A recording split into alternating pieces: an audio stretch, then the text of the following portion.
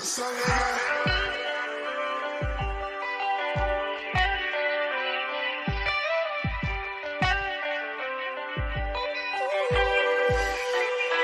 might be all that I know. Think it's okay. I've got a long way to grow. At my own pace. Go the long way.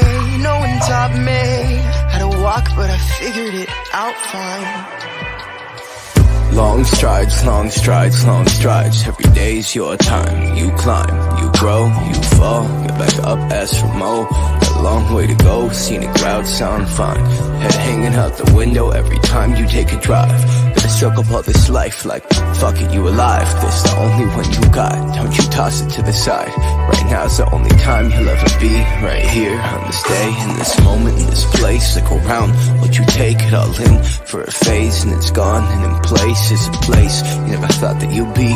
Where you ask why you ain't where you want, that's just all. It's alright, let it fall, we'll rebuild it stronger than it was before.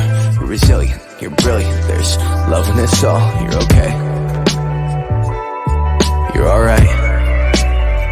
This might be all that I know. Every day's your time. You alive.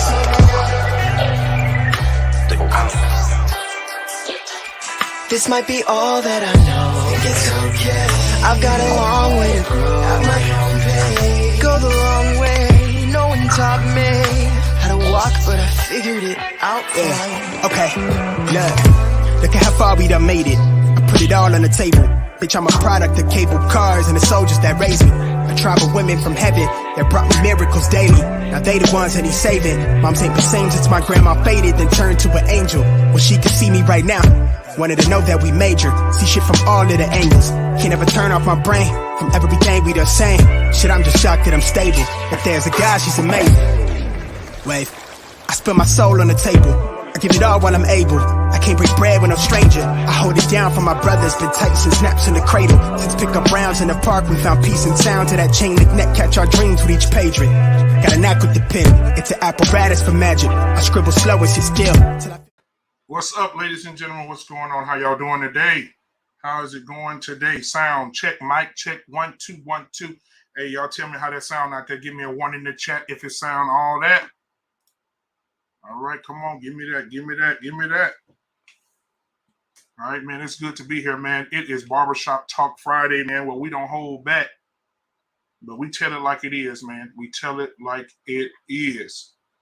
All right. Say, man, listen, we are sponsored today by Free Flow Athletics. We are sponsored today by Free Flow Athletics. We have the owner and the proprietor of Free Flow Athletics in the building tonight. All right. I want you guys to hear this man speak. He is phenomenal.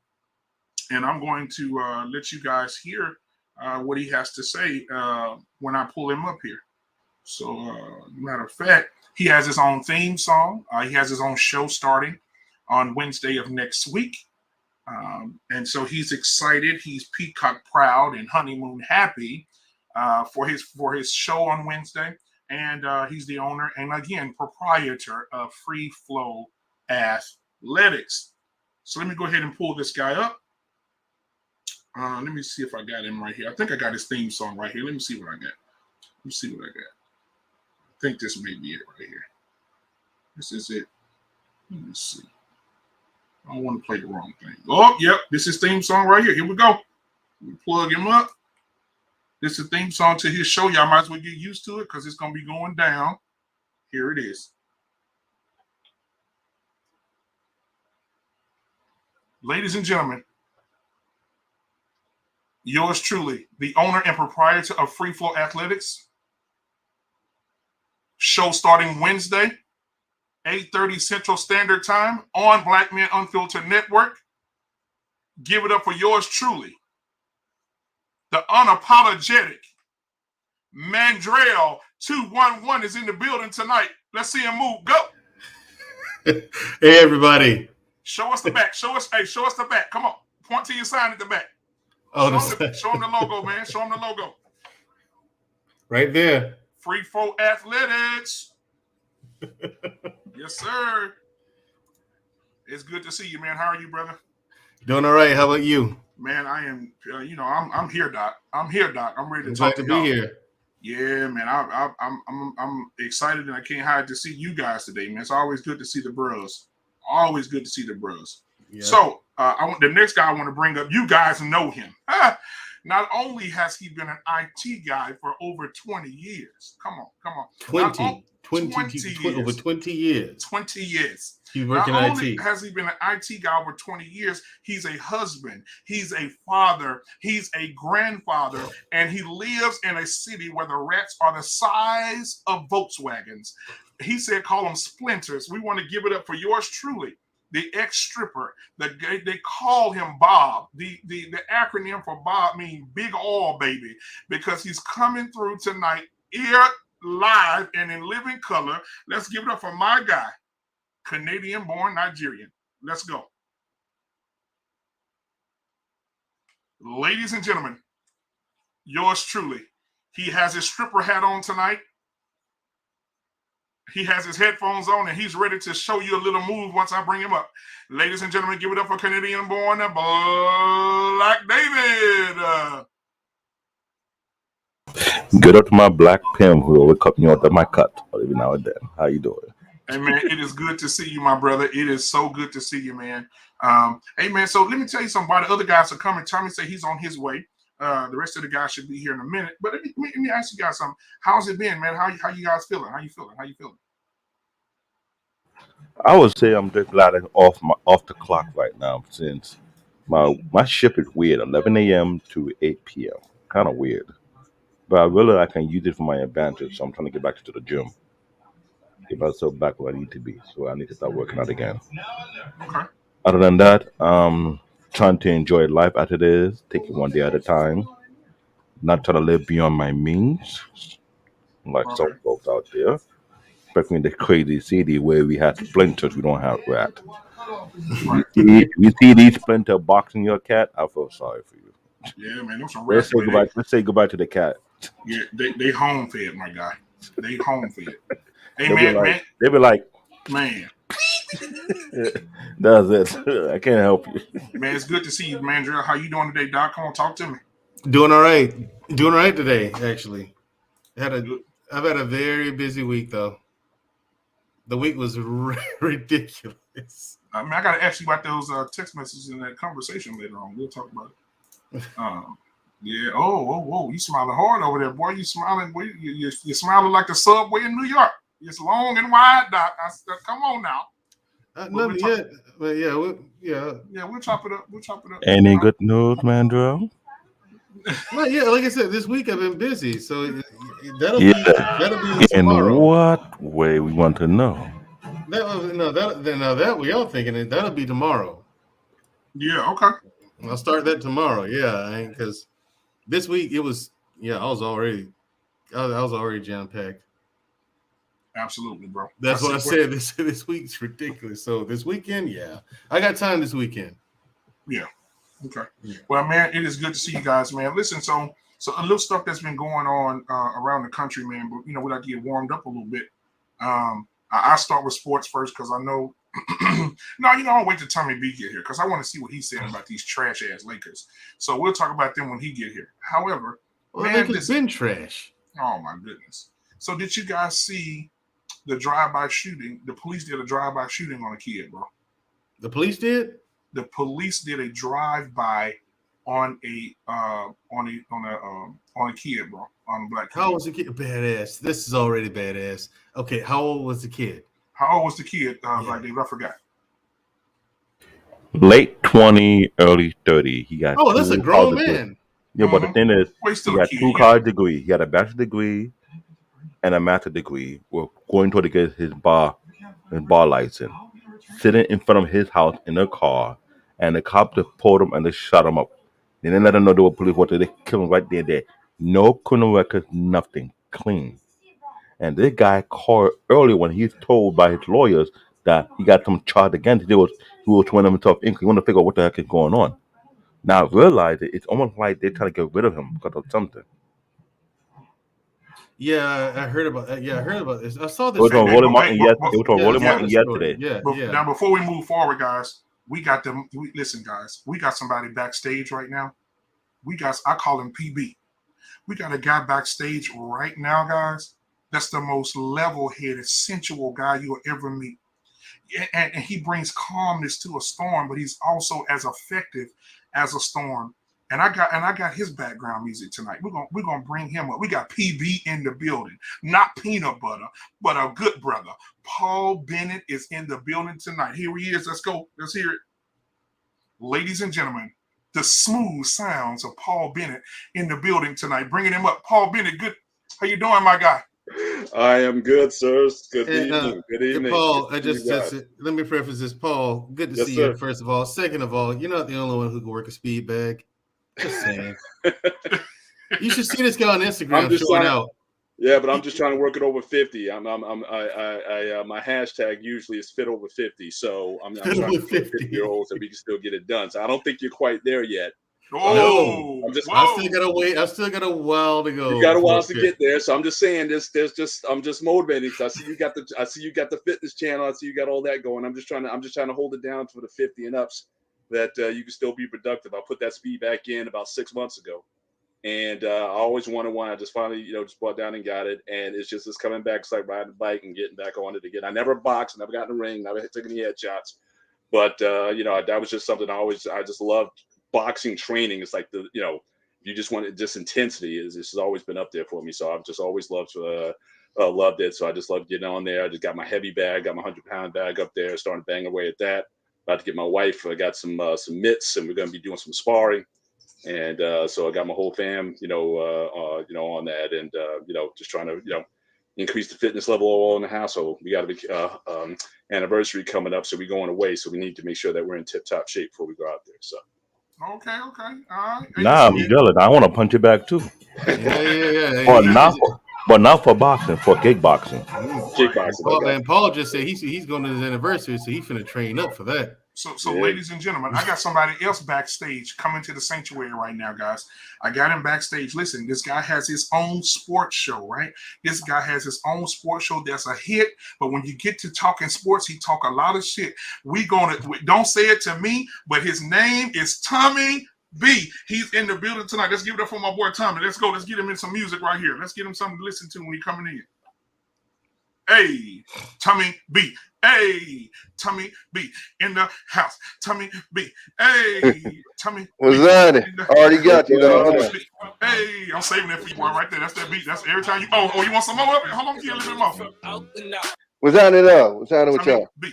Hey, Tommy B. Hey, man, word on the street is some guys out here that's 8 games under 500. I don't know who their name is. You know what I'm saying? I know they wear black and gold, man. I mean, they wouldn't know them purple and gold. I'm sorry. I'm just saying, boy. Yeah. 8 games, boy. It's looking real rough for some guys out there on the West Coast. I'm just saying. Yeah, and you know what, man? Did you hear what Shaq said about the team, bro? About the Lakers, bro? He can't even say the word Lakers. Yeah, he said, man. He said they're not hungry. He said after a loss like that, he said if I was still playing, somebody getting beat up in the locker room, bro. Oh yeah. He said like for real talk. He said somebody finna get whooped. Nah, Bron already quit. We know it. Yeah. He quit. Hey, he ain't new to this. He true to this. Yep. That's why he won't never get that title. Yep. He got the bubble title, but do we count that? No, I'm saying that's why he won't get that GOAT title. Oh yeah, you're right. No, you knew that years ago though. Yeah. But I'm just saying this shit like this, man. Yeah, but the thing is like if you want that title, you got to be able to perform in the clutch. Like that's why Joe Montana's still in the conversation. No. Because look, I'm not going to take it from him. He has performed in the clutch. But but here's the problem with LeBron James. He will push himself to a limit, but if the team's not hungry, he give up on them. Because remember Miami when he was killing himself trying to win another championship, and you saw the team just being lazy about it. He was like, "Nah, I'm not wasting my time." Because remember, the guy came from Cleveland. He dragged his team to the final. He didn't bring them. He literally dragged them, and they weren't as hungry as he was hungry. So, if anything, you have to blame the coach. Let's be honest. I talk about one of the guys outside because today's basketball team not like the yesterday, not like the Jordan era. The Jordan era was pure competition. Everybody want to have bragging right to say they beat Jordan in the Bull. Am I wrong, Tommy? There's competition now because they show was on my Warriors' ass for a minute, boy. It was, boy. Woo! They was on my Warriors' ass. Everybody was coming at us with their best swing. Yep. And I guess what the problem is, they're paying these players too damn much to be lazy. No. That's Don't how say all I that. feel. Can't go there, Black David, because them No. owners is getting a bag too. Right. So if you ain't gonna get mad at the owners for getting their billions, you can't. Like Steph Curry himself, when he came to that team, since Steph Curry's been on that team, our team has gained, I think, over $1 billion in value. Over a bill. Even when Steph Curry came on that team, who built them the way they are? I hate to say that Golden State Warrior belonged to Mark Jackson. I don't care. I don't care what anybody says. No, they don't. I am a why not. good individual. He built that team the way it is. No, he didn't. No, he didn't. He laid the foundation. He did not build it the way it is. We did not run our offense the same way. I go to thing. He built the foundation. I'll give you that. Yeah. But they robbed him. And mind you, Steve Kerr always gives him his credit too. Always gives him his credit every time. I respect Steve Kerr. Steve Kerr's a humble guy. He's not egotistic. And that's not to shit on Mark Davis, but bro, I sat through Mark Davis through a playoffs. Number one, he had an ego. The owners came to him and told them, "We will give you the top assistants. Just get them." He said no. He wanted to ride with his guys. When Steve Kerr won that championship, what people don't know, we had like 3 or 4 different ex-head coaches on the bench. Like our coaching staff was hard, but nobody pays attention to that. You know, that's the details. You know, we had I think it was what was Cleveland's old coach, the black dude. The one like a goldfish. Yeah, we had him. We had Alvin Gentry down there in New Orleans, right? Like we had head coaches, you know, on the bench, and so that was one thing. And then another thing too was Mark Jackson was terrible at adjustments, bro. Like that's why the Clippers whipped our ass. And if you notice with Steve Kerr, the Warriors typically whoop everybody ass in that third quarter. It's adjustments. We come out there halftime and we've already seen what you threw at us. Okay, bet. And then we come out and make adjustments. So again, it ain't a shot at Mark Jackson, but he definitely laid the foundation. Absolutely. But I get that. Yeah. Wait a damn minute. Yeah. The cat was like, fuck that, I want some camera time. Right.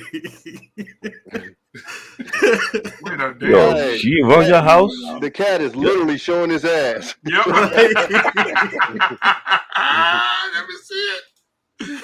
Oh my God, that's hilarious. Hey, so listen, guys. So what are your thoughts before we get into the subject tonight, man? And thank you again for being here, Tommy B, Paul Bennett, Canadian Born, and Mandrell. What are you guys' thoughts on the proven now? Because a lot of people in the neighborhood said it, but it's been proven by cameras and that this young man was literally targeted and gunned down by police like a drive-by shooting. It's another day in America. Yeah. Right. Man. Other day in America. I mean, if you saw how they did No, but the fact that it happened in your state, black man, that's the thing about when I watched it yesterday. Yeah. I call you up immediately. That's par for the course, though. No, it's Texas. Yep. Yeah. And can you imagine? They on the back of a truck. They just ride through the neighborhood and. I've had experience in Texas with them police. Them motherfuckers was like, "You ain't from around here."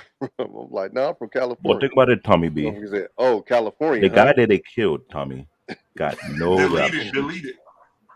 Got no criminal records.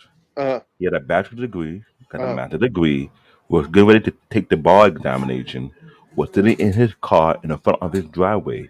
He got called earlier that day that he had a charge pressed against him, and he said he was going to surrender himself in. He was willing to go into the police station to find out what the heck is going on. And they came before he came and do that. They came up to his crib and they killed him right then and there.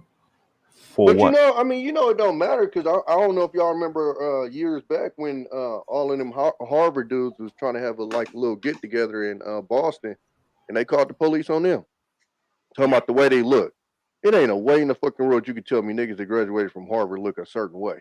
Get the fuck out of here. Yeah, they do. They all look like Carlton. But the man was in front of his house in the driveway, and they just shot him up. Yeah, and they're gonna lie and say that they felt threatened. Threatened by what? The man was in his own car. No, that's they go to, Black David. That's how they get away from this with this shit. I felt threatened. Fuck you mean? Because I also wanted to bring up the other one too that we talked about, Black David, the other day. You guys to get a chance to see my fear for my life, my afternoon show in Alabama in Mandrell State, where there was a black lady a young lady, 20 in her early 20s, was found in the back of a police van. She was there for 12 days in the back of a police. Damn. She was in the van for. She was in a transport van, dead, black girl, for 12 days. She was in there, and nobody noticed the body. Nobody. And guess what? This police station is gated off, so they used the van for transport. So you mean all of a sudden you chose not to use this van for transport this week, and there was a dead body in the back of it? I told you what happened, black man. What happened with that, obviously, is that, the cops did some dirt, and someone was supposed to get rid of the cadaver, and whoever was supposed to do that, they missed the assignment. I guess they went home and got drunk and went to sleep or something, and they just forgot about it. And like, seriously, that somebody dropped the ball on that one. They were obviously up to shenanigans. You know what I mean? The cops were. I mean, even if, let's say this whole thing was innocent, and it is what they say, what the cops say it is, it's not a good look by any means, at all. How do you justify that? Right. You get what I'm saying? Like, I mean, she was in that van for 12 days. Rigor mortis sets in within a few hours. Yeah. Then the decomposition of the body sets in. So it has to smell. Are you telling me nobody for 12 days? That's a bad look. That is a bad look. No, you all look guilty. But Mandrell, get about this. It happened in your state, was never been broadcast on the local news. Yeah, I didn't see it. Yeah, that was not on local news. Imagine that. Yeah, it was, and I live in the capital, and that did not make local news. Imagine that. What were they trying to cover up? That's right. Yep. Yeah, like I told you, black man. I was like, wait a minute, hold up. I didn't see this story. When I told you about it, you were shocked. You were like, I was surprised. Wait a minute. Wait. This is Alabama. This happened in Alabama. I'm like, where? Yeah. You know what I mean? I was like, where? You're like, in Huntsville. I said, oh, that's Madison County. And you're wondering why we need our own black-owned news media that report our situation on point. Well, Omari have been doing it for 3 years and counting. And everybody keeps saying, oh, we don't have our own black news. We have one right now. Why not support it? Why not build it up? And this man has doing his best by himself at first. Now he have people joining in to help him out to make that channel grow. Yeah, you're right. He got an independent reporter in Georgia working with him to report whatever news that he hear around that region. And he's looking for more. Exactly. Yeah, and see, that's the thing. You have to. That's the thing. You want power, it has to be taken. Power can never be given to you. Anything given to you can be taken away. You have to take power, and you have to maintain it. And so that's what Roland Martin's doing with media. He's taking power of black media. You know what I'm saying? And I'm with you. Like, why he doesn't have more subscribers, I don't know. Because I was with Roland Martin when he first started that YouTube channel. Yeah. Roland Martin Unfiltered. When he first started it, I subscribed to it, and I started watching it from that point up to present day. And like I said, this whole story with this chick in the back of the police van, again, Tommy, you walked away. I don't know if you heard or not, but yeah, I live in the capital of Alabama, right? Mm-hmm. This wasn't on the local news. What's that? Mobile, the capital? No, Montgomery. Okay. Mobile is south, man. That's right there by New Orleans. But it's a whole bunch of swinging fruit down there, brother. Right, you mean Pensacola, right? No, Pensacola's in Florida. I know, but I'm saying ain't that right on the border?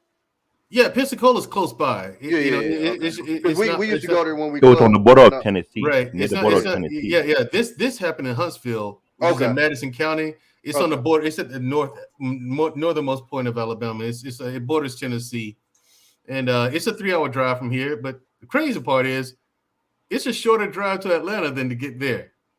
That's a 3-hour drive. Atlanta's a 2-hour drive. Yeah. I just see 85. I just see 85 north. You know what I'm saying? Straight shot. It's straight into Atlanta. You know what I'm saying? But this is weird because like when both Black David and Black Man Unfiltered told me about it, I was like, this is in your state, Mandrell. Like, what's in my state? And so he showed it. I was like, where? Then he said Huntsville. I was like, this wasn't on the local news. Hey, that's just another day in Alabama, though. That's what. Oh yeah. Alabama been Yeah. taking them out for years. And what scared me about it is that Roma is the first one to report it. When Yeah, a man drive father, it never even showed up on the local news yeah. yet. That says a lot. Remember that's what Like, happened with old boy too. The one in Georgia. Remember the youngin that got killed in the gym, deleted in the gym, and Yeah, they didn't put no news coverage on it until the family Kendrick. got active. Kendrick. Yeah. Yeah. and Yep, Kendrick. and Kendrick. when Black Man replayed the video, I remember seeing that thing last year. Me and my wife, we was when I say that thing was cringeful. Like, Mm-hmm. So my thing is, you get you. They say the cause of your deletion, the cause of your deletion is what did they say it was? Asphyxiation, right? Yep. How is that when the back of your head bleeding, blood all Yeah. everywhere, one shoe off, and what big old kid you know gonna crawl in the hole of a gym mat to get a Exactly. shoe without standing it up and just knocking it over and getting it? The case is so weird, bro. But you have to go watch the documentary, guys. It's called That's Find what It. happened when your daddy is tied in with the Fed. Yep. And those two little boys. Yep. But anyway, man. So thank you guys, man, again for being here. Let's go ahead and get to the subject tonight, ladies and gentlemen. We're gonna tackle something here because I think around our country here we don't talk about it enough. And tonight we're gonna say how dangerous is it for men to suffer in silence? How dangerous is it for men to suffer in silence? I want to start with the most calm voice in the room, Mr. PB. How do you feel about it, man? I got the softest voice in the room. What are you talking No, about? that's Paul, man. That's Paul, man. I'm sorry. It is pretty good. I give him that. Yeah. I defer to you. You want to kick it off? I'll defer to you. Go ahead. No. Please, by all means, go ahead, Mr. I defer to wisdom. Yeah, right. Exactly. Wisdom first. I think Mr. Bennett. I think he's struggle streaming a little bit. So we'll go to Tommy. Go ahead, Tommy. So I was gonna say, interesting that you brought this. Is Paul? You kind of in and out. Yeah, I think it's man. Can you guys hear going me? in and out, Paul? Yeah, you going in and out. Yeah, going in and out. You didn't want to go out. I'm gonna sign off and I'm gonna come back in. Okay. Cool. I'm gonna sign off and come back in. So you guys kick it Okay. off. I'll be right back. All right. So Tommy, do what you got. So I was gonna say it's interesting that you guys that you brought this up, Black Man, because I don't know if you guys heard recently in my neck of the woods, a cat went to have a what do you call that? A supervised visit with his kids. Yeah. At a church. Deleted all three of his kids, aged 13, 10, and 9, I believe. Deleted, I don't know if it was the pastor or the person overseeing the kids, and then deleted himself. That happened in Sacramento 2 or 3 days ago. Yeah, well, I mean, I'm all right with the pastor going, but the kids? Damn, man, Drill. But bro, it's sick, and it almost speaks to what you said, and in that instinct, ain't nobody giving nobody no pass, no excuses, nothing like that. But it speaks to your topic. What's up, Sherelle? About men holding stuff in and how dangerous it can be. If they do that. That like I said, it was interesting that you brought this topic up when that literally just happened a couple of days ago. Right on the head. It's real dangerous. Man. So we'll move on to Mandrill. Mandrill, what are your thoughts, man? How dangerous is it for men to suffer in silence, man? Well, I mean, there's just it's from one extreme to the next, isn't it? I mean, you got some guys, and it depends on the person's constitution. Some people suffer in silence and they don't have an outlet at all. They just pretend like it's not there because, they've been told that, hey, men don't complain and men don't cry, and men, a lot of men are taught like, okay, men don't deal with stuff like that. So they pretend it's not there, but it's dealing with you. So You have to have some way to deal with the issue before the issue deals with you. It's a lesson I learned. You know what I mean? Like, I kept myself distracted unknowingly, but I was distracted with work. constantly. I was constantly moving. You know what I mean? From the time I joined the military up until a couple of years ago, I was constantly moving. You know what I mean? Military, then did contracts overseas, then got a job here, here stateside, and doing important work, very important work, very high level, and I was proud to be a part of all of it, happy that I was there. But at the same time, I picked up some things and didn't even know it, you know what I mean? Until I actually started until I noticed, I'm like, whoa, okay, that something's not right. You know what I mean? When it hits you and you're just sitting there and you just think, you're like, wait, something's not right. Right. And again, it deals with the issues deal with you if you don't deal with them. And they come out in different, sometimes with men, they come out violently sometimes. And that's something you don't want, because that's a bag of cats, dude. You don't know what you're going to get out of that, or how the guy's going to act, Exactly. And because I've seen some guys, I can tell you some stories of how guys would come home, catch their old lady with another dude, and it's a tragic tale, man. I mean, there's one guy comes home, catches his wife with another guy, and Jody. Yeah, with Jody, and the wife gone, and he's sitting on the porch. He calls the authorities, sitting on the porch with his wife's head next to him. Damn. And so, yeah. I mean, he did it with a blade so he could enjoy it. So he could enjoy it more. I mean, when things like that, and it's crazy, but it's like there's some people you don't mess with. These are things you have to keep in mind too. There's some people you don't mess with because you never know at any given time what that person's going through, what's in their mind. They could be dealing with something, you just don't know it, and even that person doesn't know how they're going to respond, because those issues are in there, and people don't know how to deal with them. So it's extremely dangerous. It can be life-threatening at times. So if you can, give someone an outlet. Yeah, and to piggyback on what you just said, when you say you don't know, you don't know who you're dealing with, you're absolutely correct. Because some of the men that lose control in those times of suffering in silence, because men have a way of doing it. Men have a way of having everything in them that hurts them, that bothers them. They're emotional about it. They're dealing with death. They're dealing with being broke, unemployed. All these things that men have to carry. And they deal with it silently, simply because of the stereotype of, if I mention this to any woman, if I mention this to anybody, they're going to tell me, get over it, right? We're not putting up with that. Get over it. You'll be fine. You're a man up. You hear all these different things being said. So you never know. Some of those men that really snap are the ones that are the best in the community.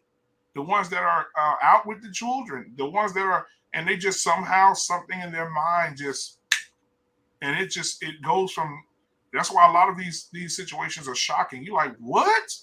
He's married, got four kids and a wife and beautiful home, and he just snapped? Just like I told you about the guy, and I'm letting Canadian born come in. Like I told you about the guys about 3 weeks ago, about the guy that caught his wife cheating. And when he caught her cheating, he came in because she had 4 kids when he met her. Watch this. He was stepdaddy. And he took on 4 children. And when he took on those 4 children, he financially, mentally, whatever the situation may be, she was cheating on him. And he found out about it. On his way home, he found out about it and he snapped. And he went in and took all 4 of her babies. He zip tied her to a chair and got all of her babies and lined them up and deleted every one of them in front of her. And he said, I'm going to leave you to live so you can suffer for what you have done to me. And she had a broken jaw. She had, he disfigured her face. he beat her up so bad, but he let her live because he wanted her to suffer, knowing that she cheated on him. He snapped. He was outside of his mind. I don't know about that. It sounds like he enjoyed that one. Man, Black yeah, David? I mean, here's the thing: when you do something like that, you do something bad. Hold on, David. Give me a second. When you do something and it's that personal, he knew exactly what he was doing. You do that, so you do that for you do it that way for your own self gratification. Okay, believe me, I know. Don't ask me how I know. Just trust me. When it's done that way, when it's that personal, some of that is for your own self gratification. You know what I mean? And some of it is so that listen, you did this, and this is the consequences of your behavior, right? These are the consequences. You get to see this. Okay. Now you get to live the rest of your life knowing that your actions caused this. And like I said, when it's that personal, he enjoyed that. Okay. When it's that personal, it's always some self gratification in there. Always.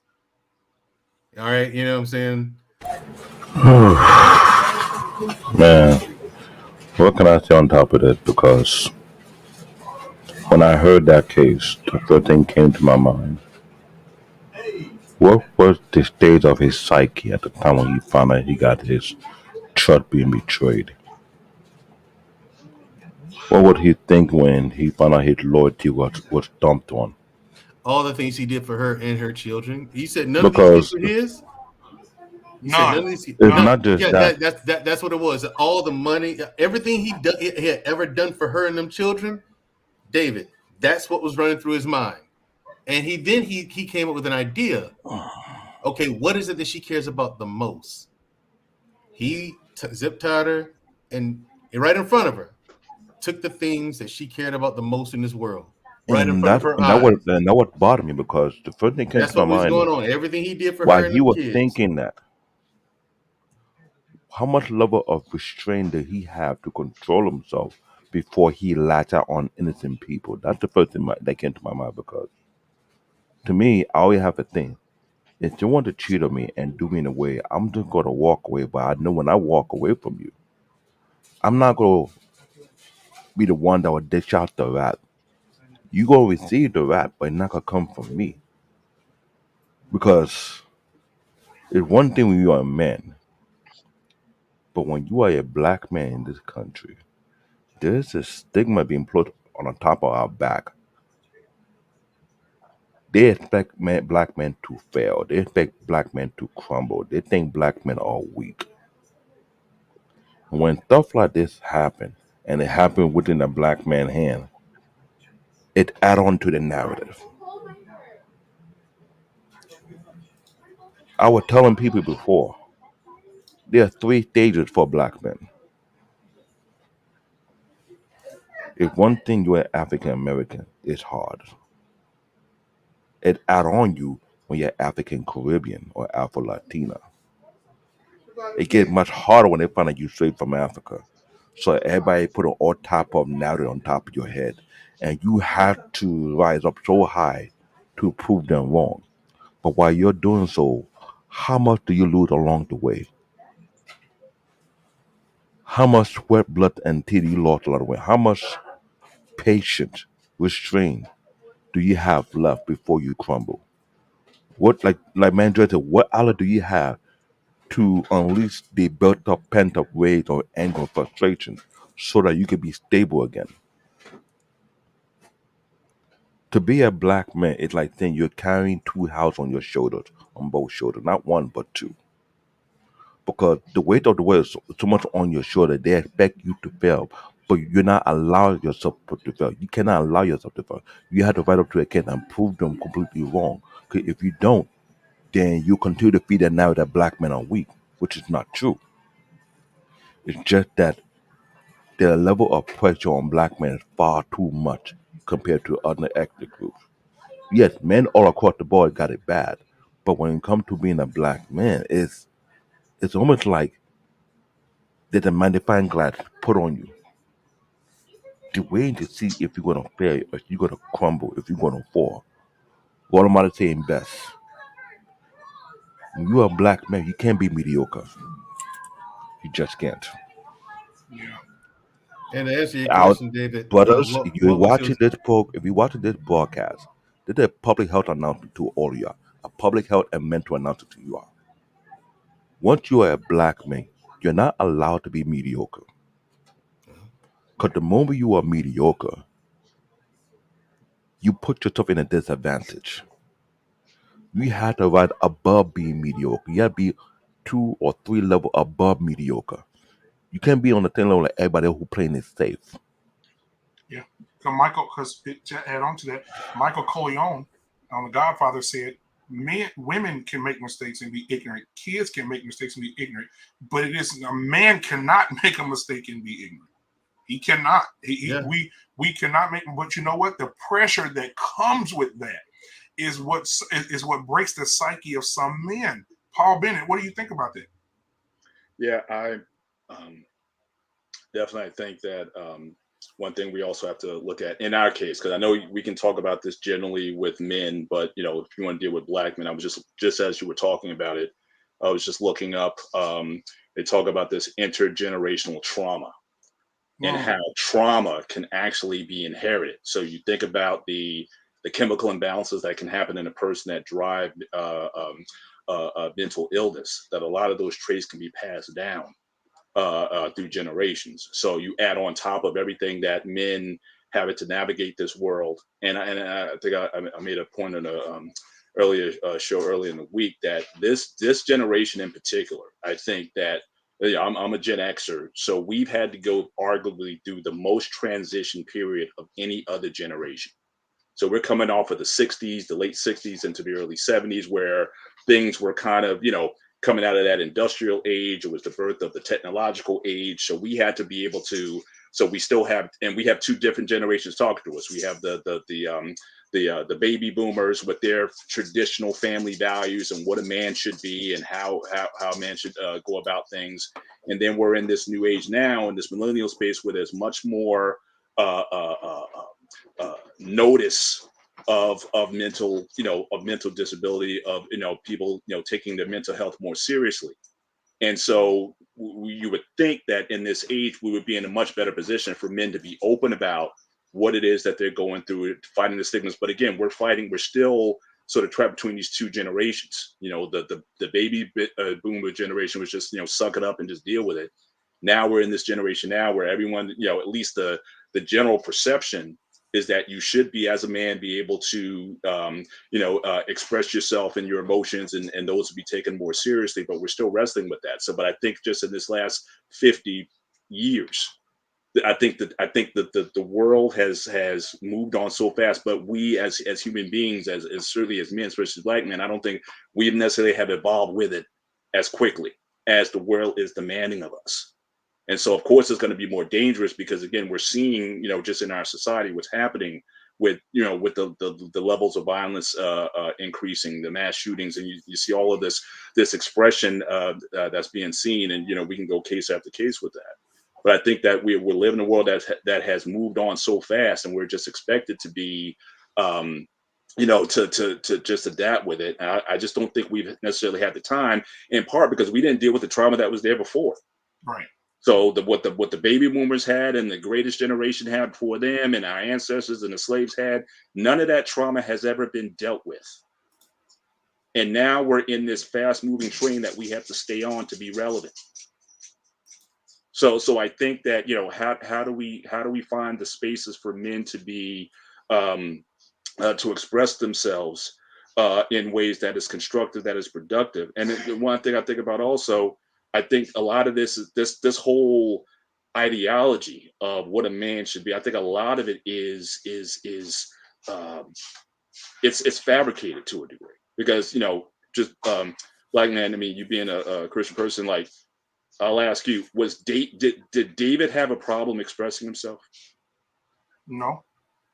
I mean, he wrote a whole Well, combined, which is basically, I mean, they say he's credited most of the Psalms. Most of it was his personal diary. Right. He talked about what he loved. He talked about what he hated. He talked about he wanted to kill people. He talked about, it was basically his own personal diary that someone just dictated, to him. So, so even this idea of, when we say, oh, well, a man shouldn't be emotional, express his emotions. I don't even see that going back to biblical days where people were very much, men were very much, all their emotions, they were able to express them. But this sort of fabricated reality of what a man should be or how a man should think is something that I think it may have served a purpose for a time, but I think we're seeing the fractures in it.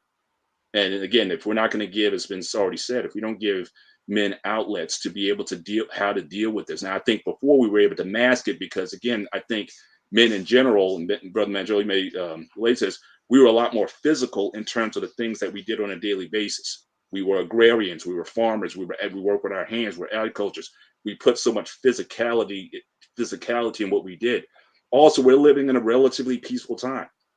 Right? I mean, go back to the 20th century, the first half of the 20th century, it was like every 20 years you had a major war.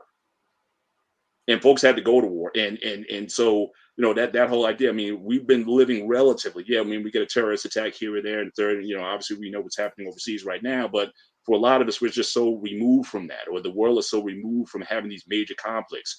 I mean, we talk about the war in Iraq, I think we lost like 3,000 plus soldiers in Iraq, but that was like a week in Vietnam or a day in World War II back then. We just, the numbers when we conceive about, tens of thousands, not hundreds of thousands of soldiers dying in wartime, it's just so foreign to us now. So I think with, this is a fast moving train, and we're not giving, the world is not allowing us to kind of to be able to formulate in our minds, what is manhood?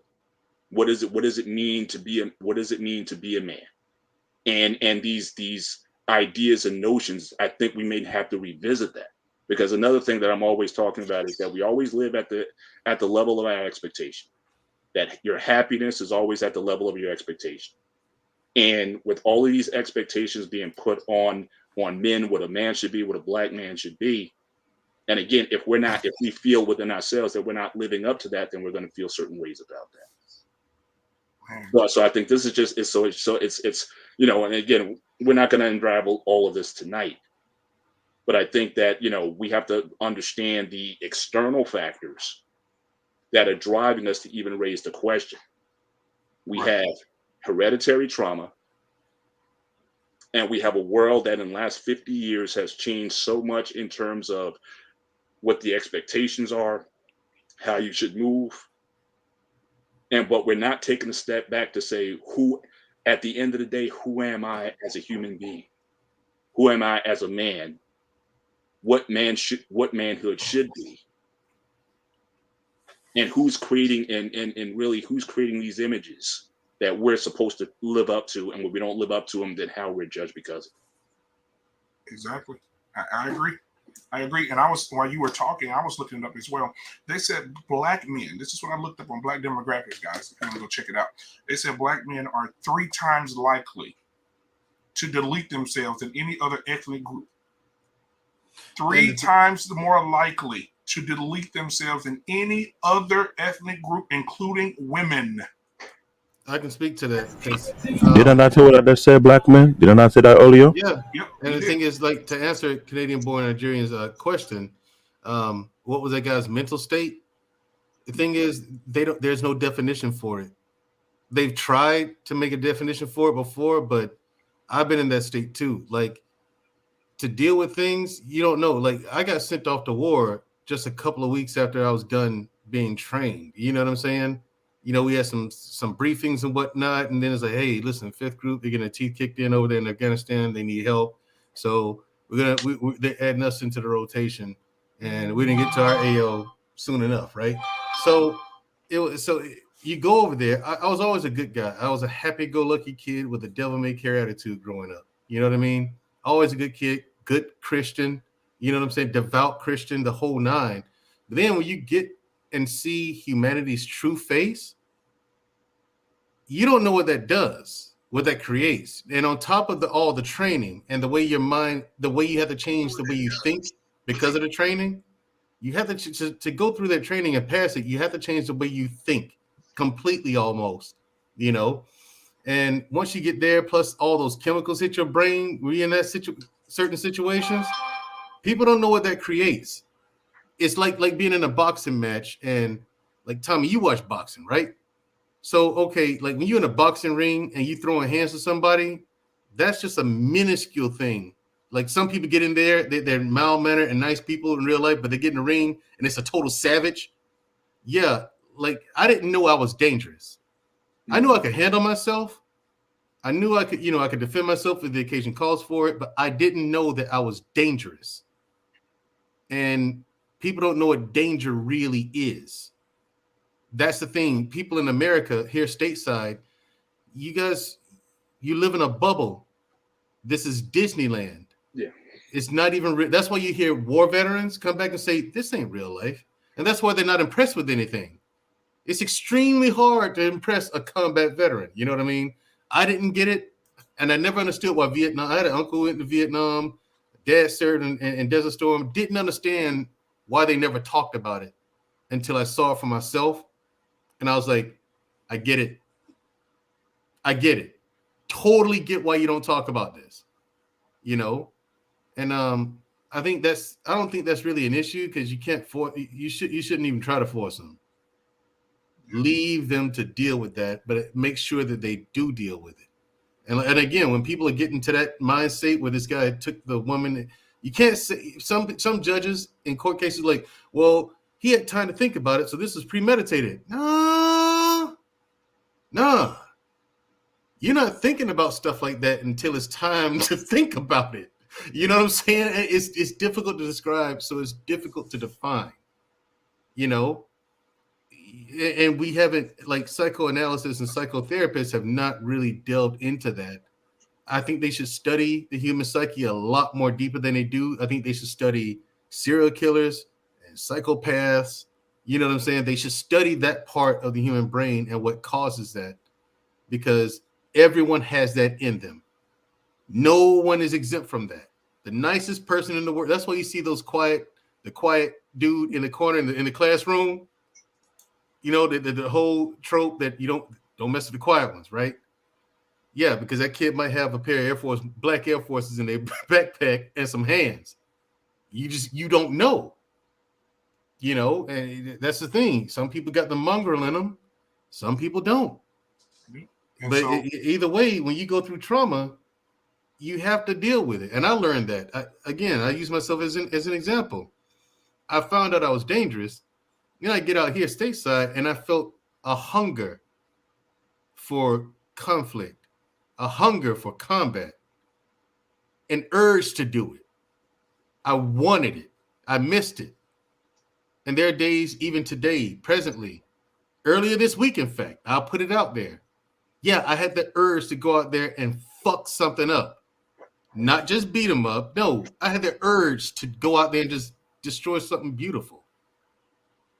And it's something you got to manage, because once that switch gets flipped, you can't turn it off. wow. Thank you, Andrew. I appreciate that, brother. We're going to get back to that, though. I want to get Zoe in here. Everybody, welcome Zoe to the show today. Zoe is in the building tonight. Hey, what's up, y'all? Nice to see you. So what's your thoughts on the matter, Zoe? How dangerous is it for men to suffer in silence, my guy?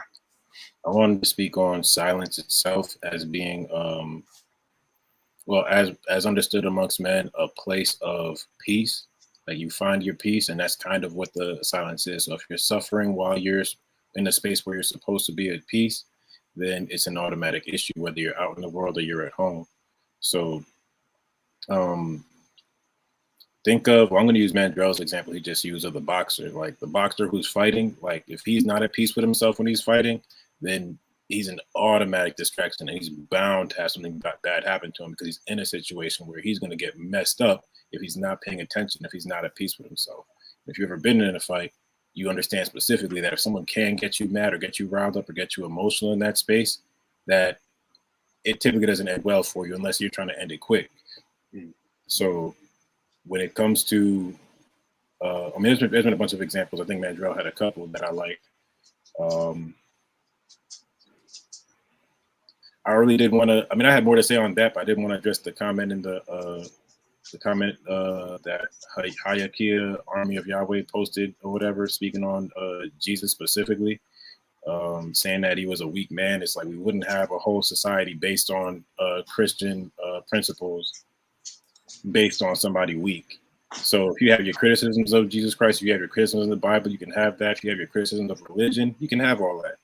But at the same time, that man did have peace within himself for him to be able to move how he moved against a bunch of dogmatic religious people at the time, that he was able to just use common sense to bring light to people, to say, like, you know, you don't have to follow the Pharisees so much to the T to be a good person, because at a certain point you're just practicing something that's going to not necessarily leave you blind, because you're not following it. You don't have a purpose behind it. But if your life has purpose, and then you move towards the light, or towards like his message of understanding of people, that you don't end up seeing him as weak, because it takes understanding to deal with people at their worst, the same way that Jesus did, the same way he healed the sick, the same way he, you know, performed all his miracles. It's for a reason. It's for a reason. Christianity didn't make us weak. We became weak over time after using Christian principles. And it's the same, and it's renewing those principles that will make you strong. And back to the topic, allow you, when you renew your principles, allows you to come out of that dangerous zone of where you're suffering in silence. I know I've gone through it. I've lost my mother recently. I've lost friends recently. Overall in the past year, I've lost more people than I care to count within the past couple of years. And there's a certain silence that comes with that, that me being around my family has been the only thing that can help, because being able to talk to them and being able to speak to them about the suffering that we all shared allowed for me to get that out of myself and then be at peace within. So I didn't have like all that negative emotion held up inside, because you can't help, if you love someone, but to miss them and have that negative emotion and to suffer. So to be able to get out and speak to people that also share your same beliefs and your same understanding and your same experiences helps to relieve that pressure from the suffering that you're bound to do in silence. Which that's one of the things I really wanted to speak on, is that there are ways to get out of that dangerous space, because it is a dangerous space. You can feel that you can feel that, I keep calling it suffering, but I'm gonna call it pain. You can feel that pain that you feel from suffering in silence, just by not being able to speak out, just by not having a voice to take the noise away from your place of peace. I'll leave it right there. All right. So, and thank you for that, because I got another question before that. If you're just coming in, thank you guys for being here for Barbershop Talk tonight. We're discussing how dangerous is it for men to suffer in silence. So come on in, have a seat, get your popcorn, and we're going to continue the conversation. If it's your first time here, welcome to the Black Men Unfiltered family by hitting that subscribe button, hit that like button, and hit that notification button so you know when we go live. So the second question I want to ask you guys was this. Why is it that men won't talk? Why is it that they just will not talk? Tommy B, talk to us. I know I can speak for myself. It was more, I don't like to put my burdens on other people. So it wasn't even a situation of I thought people would react a certain way. It's just I know everybody else got their own shit they got to go through. So for me, it was like I'm not about to stack my shit on there. So I just deal with it myself. And it was just simple as that for me. Wow, appreciate it. So, you know, and to say that to him, a lot of men feel just like Tommy B feel. You know what? I'm dealing with a lot. They dealing with a lot. I'm just gonna figure out a way to deal with this on my own, right? So I'm gonna go to Zoe. Zoe, why don't men speak up? Why don't we talk? Why don't we open up and say, listen, this is what's going on in my mind, my brain. Why don't we talk? I mean, we're naturally beings of structure, logical structure. So we tend to build defenses or an answer for everything. So to go through suffering in general. So it's to go through, to go through life in general. You're going to go through life, you're going to suffer. So if you don't have a purpose, or you don't have something that you're driving towards, then you're going to automatically find yourself in that space where you don't know how to speak because you don't have something that you're going towards. There's a saying I think people say, it's like, if you're going through hell, don't stop and don't just sit in hell. Go through it, because you're not going to get out of it unless you keep moving past it. So if you're sitting there and you're not speaking on it, or you're not addressing it, and that's even internally versus externally. You don't have to speak to necessarily somebody to figure out things. That's what God is for, is that you can have something to move forward to that's above you, that's ahead of you, that is in a better position, that you can see what the light is for you to move forward to. I don't want to make this too religious, but just practically speaking, it's like, once you do have something to move towards, then what you say is going to manifest your desire to go forward. So if you're on a path, or if you're in a field, I like to use to make it three-dimensional for myself. If I'm in a field and I see that I'm trying to get towards like an apple tree, like whatever, a mile ahead, I can talk to myself to say, I'm going towards that apple tree. That apple tree means food, it means sustenance, it means shade. It means that there's some water nearby. There's a bunch of good things that means to me objectively, that I can rationalize my way to move towards. So that whatever it is that's killing me where I'm standing right now, whether it's raining, lightning, whatever in my current environment, as long as I can go forward, then I can speak on what it takes for me to move forward in that direction, and I can I guess renew my mind to live in that direction, if that makes sense. Am I making sense or not? Yeah, absolutely. Yeah. All right. And I want to say, when it comes to this subject, it's a sensitive subject. But before we do that, I always got to say something about the sanctuary over here, because the people are coming in to support us tonight, fellas. Swim Champ is in the building tonight. Jenny Moore, Jenny's in the building tonight, and she's one of the best moderators this side of heaven. Von Bryant, the sweet, sensual Von Bryant, is in the building moderating tonight as well. So thank him for being one of the best out here as well. We have Army of YHWH in the building tonight. Let's see who else is in here. Let's see. Mr. Real Estate has to leave. I don't know what that is. Let's see. Candid Ann, Sherelle, my girl, Sherelle, 2 Cents Uncensored. If you're still here, thank you for being here. Stephen Day is in the building, always supporting. So thank you guys. Thank you guys. As you guys come in, please get in the comments. Brittany B, you know I love you. I know I said Candid Ann already. So thank you guys for 100 watts. Book of Genesis, thank you for being here. That's my sister right there. So thank you. Simone Hettick, if you're still around, man, thank you for being here. I know you're in another country right now as well.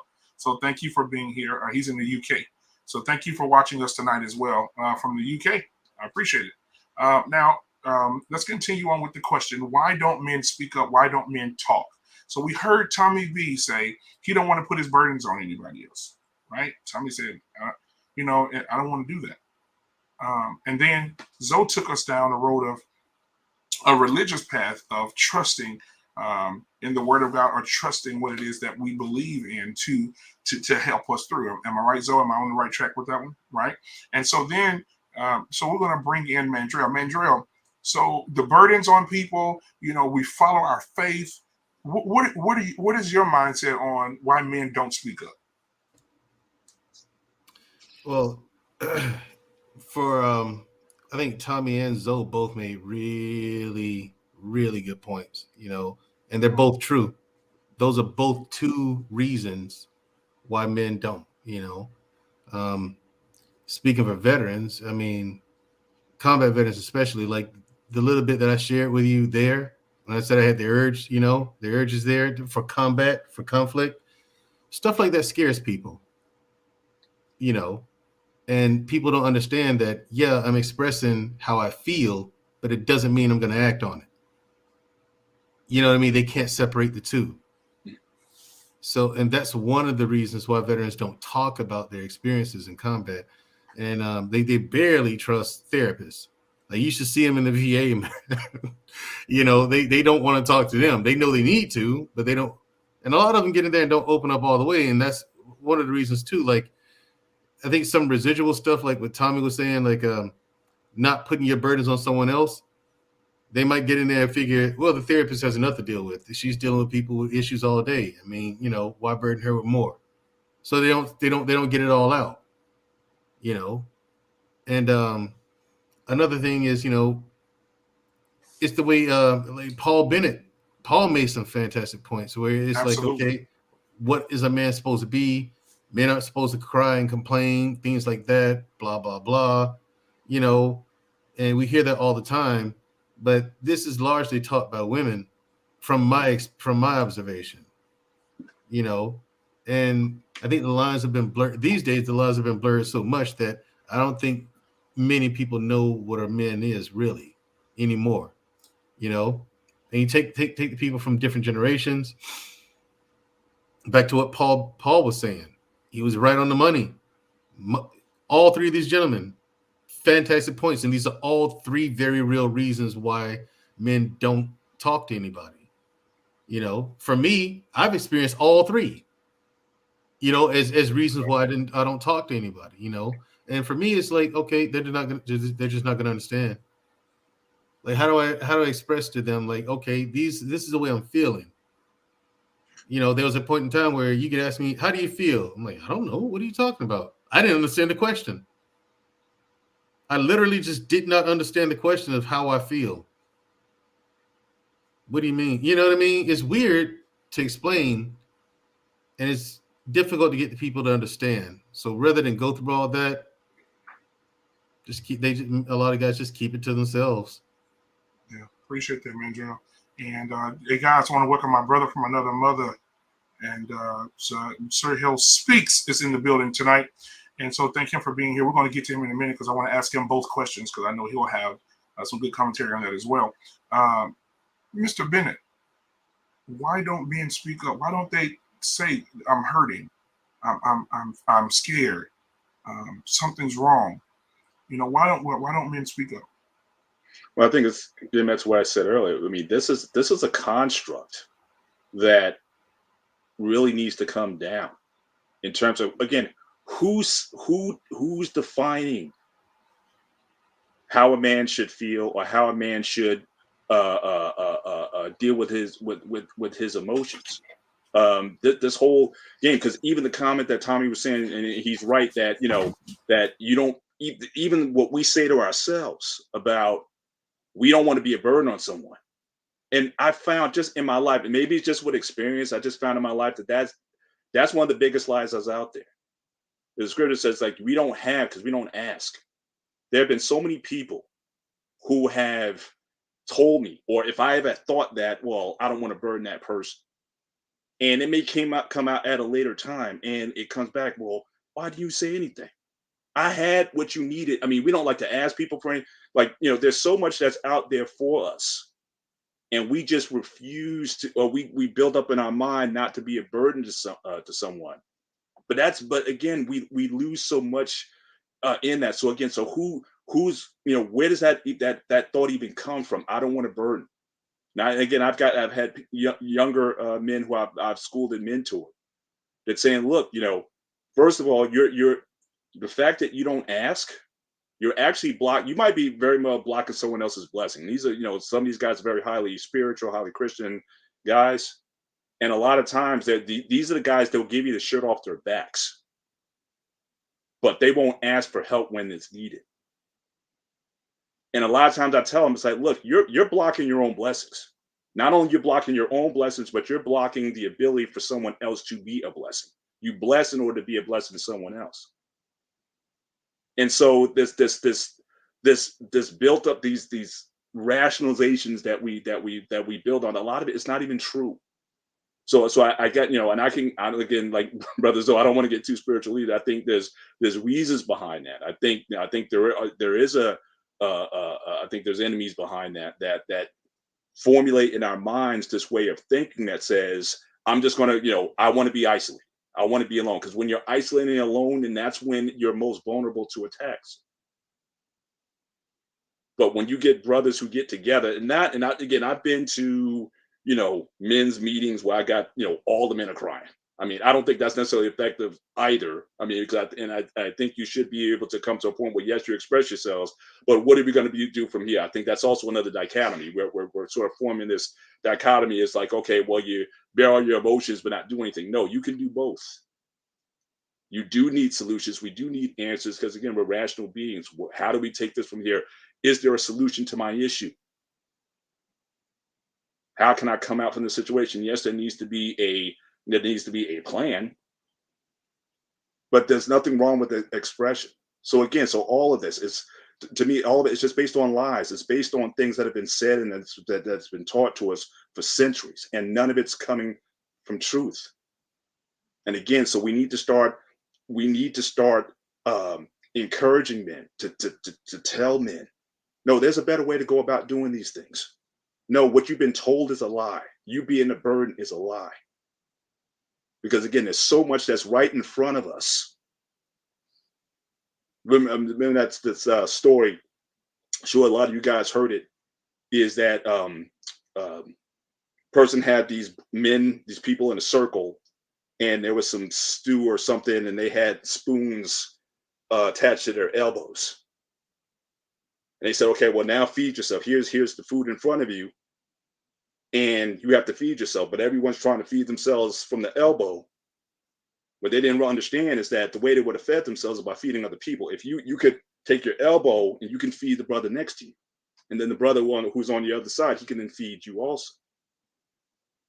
So again, so there's strength when we can come together. There's strength when we bear each other's burdens. There's strength when we can come together and share stories. When with Brother Mandrell with the war vets, when you guys come together and you guys know what that feeling's like. I've never been there, so I can't relate to you. I can listen to you, and I can be as empathetic, and I can but getting with guys who understand. There's strength in that. There's empowerment in that. But there's something that's telling us that stay isolated, stay alone, stay in the dark. And I think that's in a lot of ways that and then it compounds, because then when we do act out, it's going to be in a way that's hostile. It's going to be violent. It's going to be destructive. And if you notice, if you get a bunch of veterans together, you can't get us to shut up. Yeah. That's the thing. We won't talk to you. We won't talk to our families. But you put vets in a room together, you can't pay us to shut up. That's right. Wow. That's power. Hey, and so I want to get Black David in here. Black David, I'm gonna let you go. And why don't men speak up? Why don't we say, you know what? Why don't I call you and say, Black David, I'm dealing with some things, man. I'm thinking about doing something to myself. I'm thinking about doing something to the people that's around me. I mean, why don't we speak up before we? You all right, I will say this: when you ask that question, I can relate to that question on many levels. There was a time that. Can you hear me? No, you're in the noise in the background. Hold on. Let me do. Hey, I'm gonna go ahead and get. I'm gonna get you back up. Tommy B. So why don't we speak up, man? Why don't you call out and say, hey, man, I'm feeling this way. I'm feeling like doing something to this person, to myself. Why don't men speak up?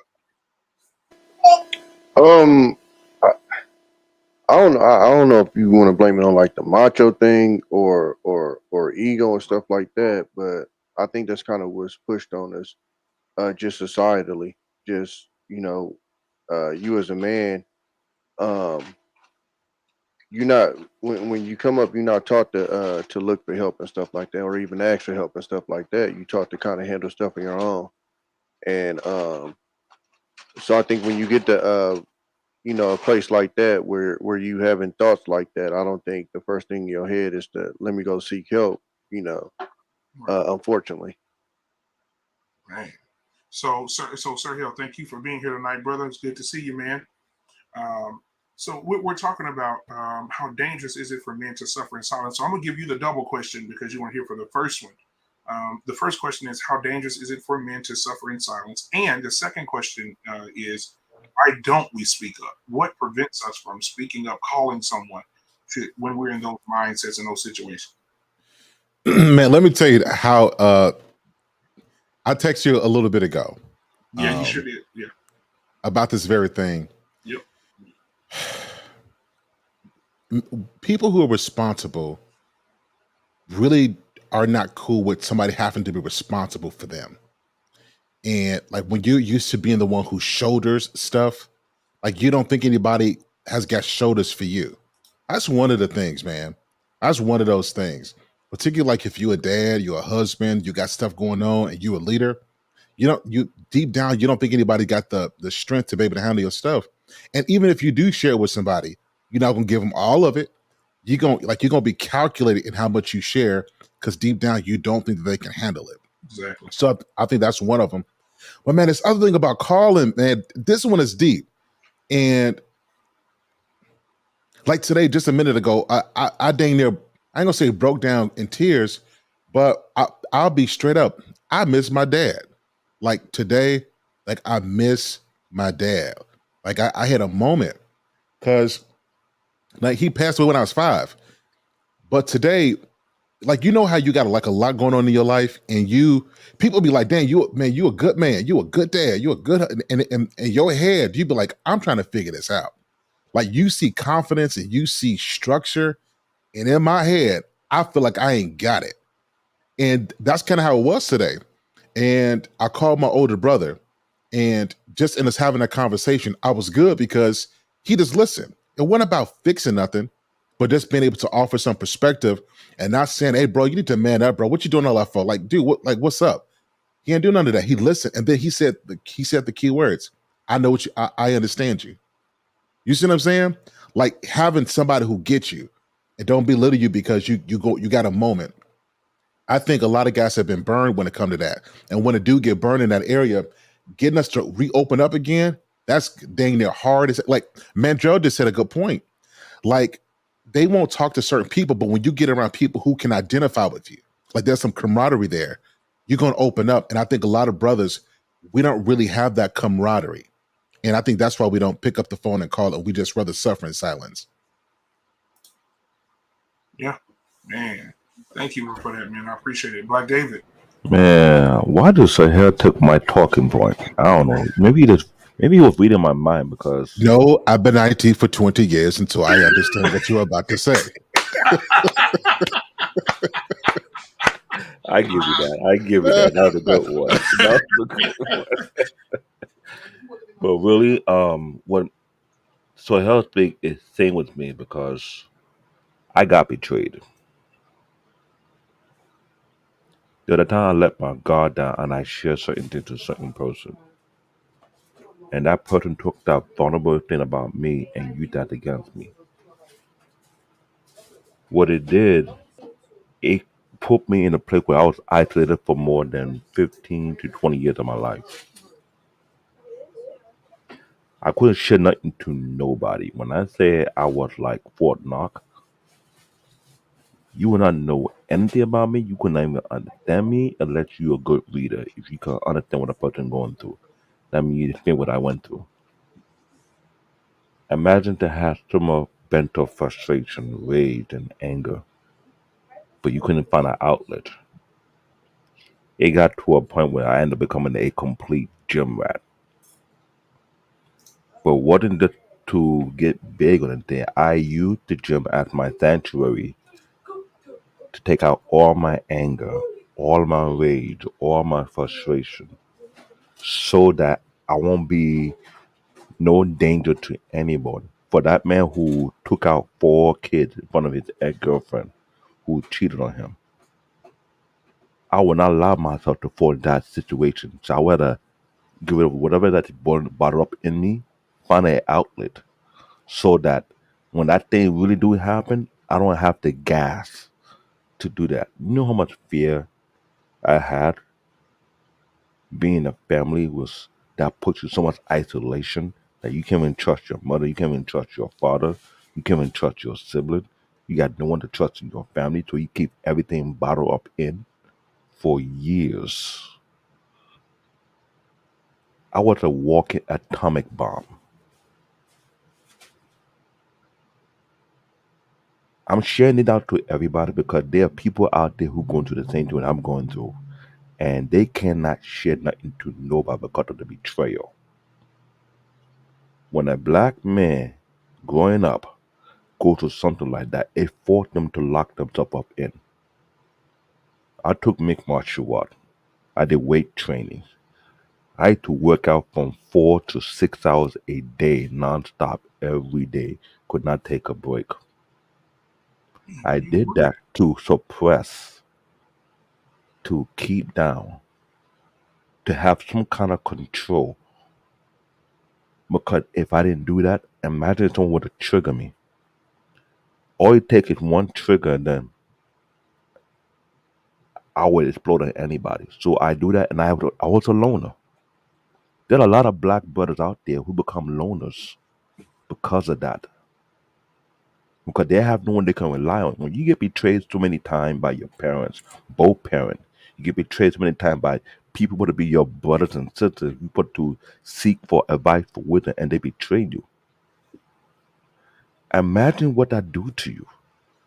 Then, even though you had the right mind, you had to act like you have some structure in order. You had to act like you got it covered.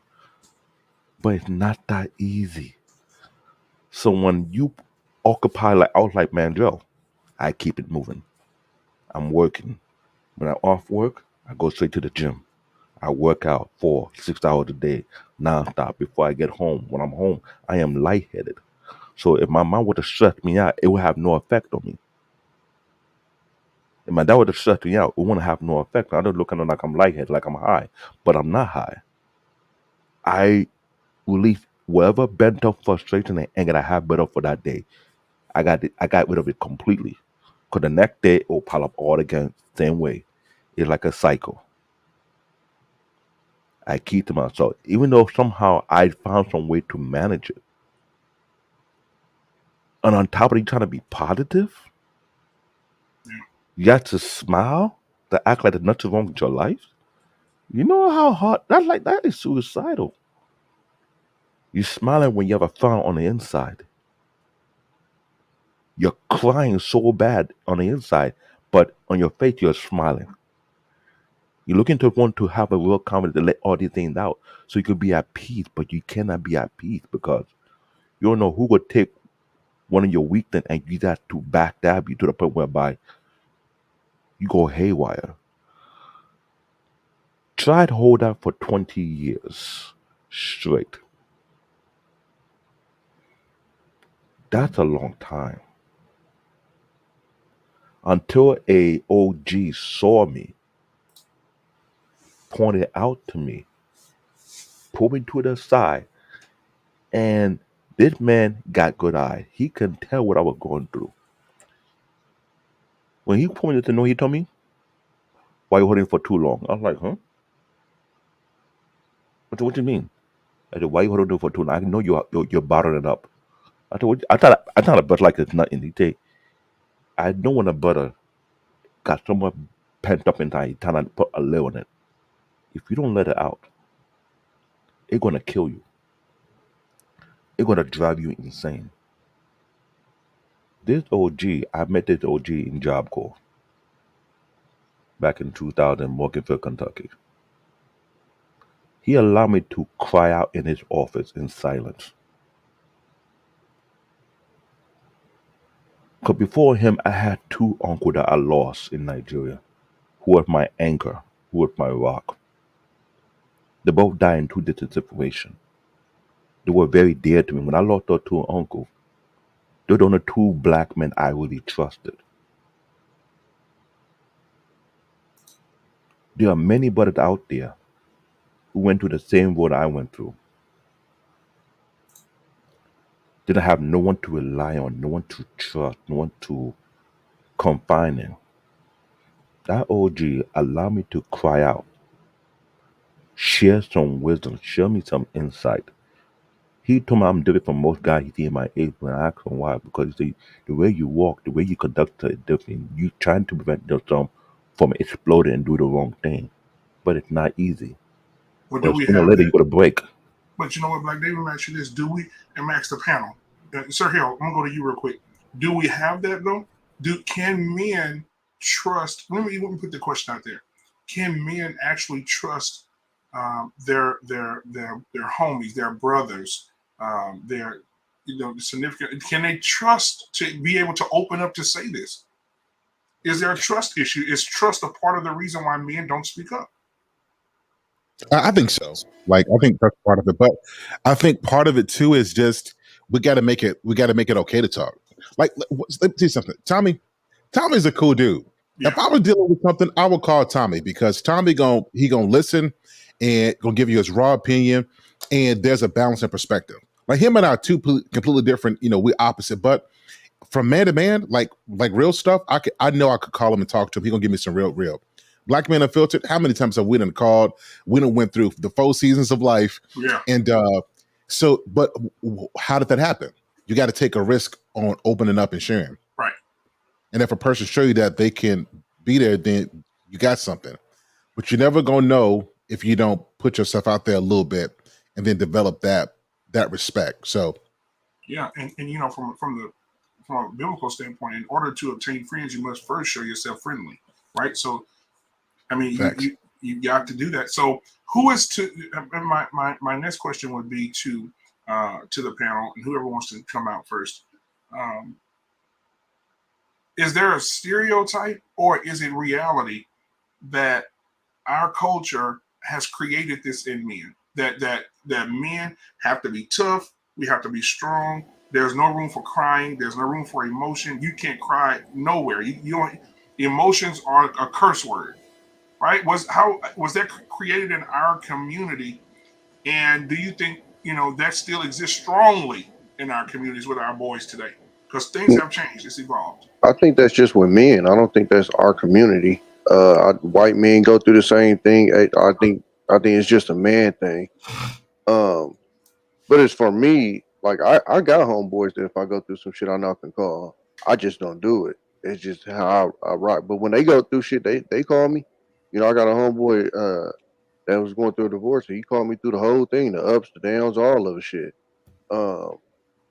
So I understand what Brother Hair was saying though, Tommy. I mean, like I said, you're that guy that everybody will call. Mhm. You're that friend that everybody, but with you just won't utilize that resource. Well, yeah, because to be honest with you, for me, it's because I think it's just because the way my brain operates. Like it's the same thing I have with the religion thing. Is so for me, it's like I break it down too much instead of just doing it. It's like, well, what is this gonna fix? Um, it's never nothing really negative. My whole thing is like, what is this gonna fix? How is this gonna benefit me? That type of thing. And the way my brain operates is not saying, oh well, you might feel better or oh, this might get it off. It's just you just yapping or whatever. And then on top of that, like I said before, then it's like, you kind of because for me, like I don't like people to worry about me. That's another thing. So like, I mean, I grew up like I remember when my car got shut up and I was parking my car in a way that my parents wouldn't see it, so I can go get it fixed before they saw it. Because I knew if they saw it, then they would worry about me. And then every time I left the house, it'd be, they'd be tripping. Now that I'm like a parent, I think about it. I'm like, that's nuts. But it's just how I don't like people worrying about me. It is what it is. Um, it's just kind of like how my brain. So if I do call one of my partners, um, again, I don't want to stack on top of what they already got. They got their own family. They going through their things and stuff. So then me coming in and throwing something on top of it, just in my brain, is like I don't want to stack on top of it. Even with my pops. Like I call my pops anytime, but sometimes I just don't. I don't know why. I mean, again, it's not an ego thing because I've called him before. Um, but it's just sometimes I'm just like, I could deal with it. I'm just used to meanwhile, dealing with shit on my own. Tommy, meanwhile, your pops and your brothers is like, dang, I'm glad he said something because I wanted to say something too. Yeah, Yep. yeah, that's true. Yeah. Yeah, because we have had a couple of conversations where he's like, "Oh yeah, and so yeah, and even them, they're like, even my pops and stuff. He'll call me sometimes, especially when I got older and stuff, because we kind of you kind of get looked at a lot differently when you get older. So he's even called me a couple of times when him and my mom's was going through it and stuff, and chopped up with me. So um, like I said, like for me, it's something I do need to work on. But I think I can I think I can get over just because it's not necessarily an ego thing. It's just something I just don't do. But to answer your question, though, black man, I think that's just a man thing. I don't think it's our community. I think that's just. I don't want to speak for globally because I don't know how everybody get down globally, but American wise, I know that's an American thing for sure. Right. Right. And I want to add on yeah, to go ahead, what, Zo. Yeah. okay, I want to add on to what Tommy said. Like, I do think it is. I do agree. I was going to say that it's all men thing. It's a men thing that we built upon ourselves, and it's justified. Learning restraint and learning how to keep yourself from just putting yourself as a burden on others is a powerful tool. It's just a double-edged sword, so it can also hurt. The thing that we as men have built in to deal with this is humor. Like, that's the point of being able to rely on your friends. Or even when Mandrell said, you get a bunch of military guys together, we won't shut the fuck up. We'll be cracking jokes the whole time about shit that is really serious and really dives into a deep, dark sense of humor about situations that could have been life or death. It could have just been dangerous. It could have just been being stupid as hell and going and putting yourself through dumb situations, and being able to have friends that can crack jokes with you, that you can laugh with and share that sense of humor with, because that's what it really boils down to. Is sometimes you can share pain, you can share suffering, but that person that was going to heal, they say laughter is the best medicine. That person who can laugh with you about those difficult things you went through is going to be crazy. It's really going to move you in a space where it's like, I don't want to say instant medicine, but it's like, I'll say instant relief to some degree. It might not solve the issues you have, but it's definitely going to help. And it takes your mind off of it. Right. Yeah.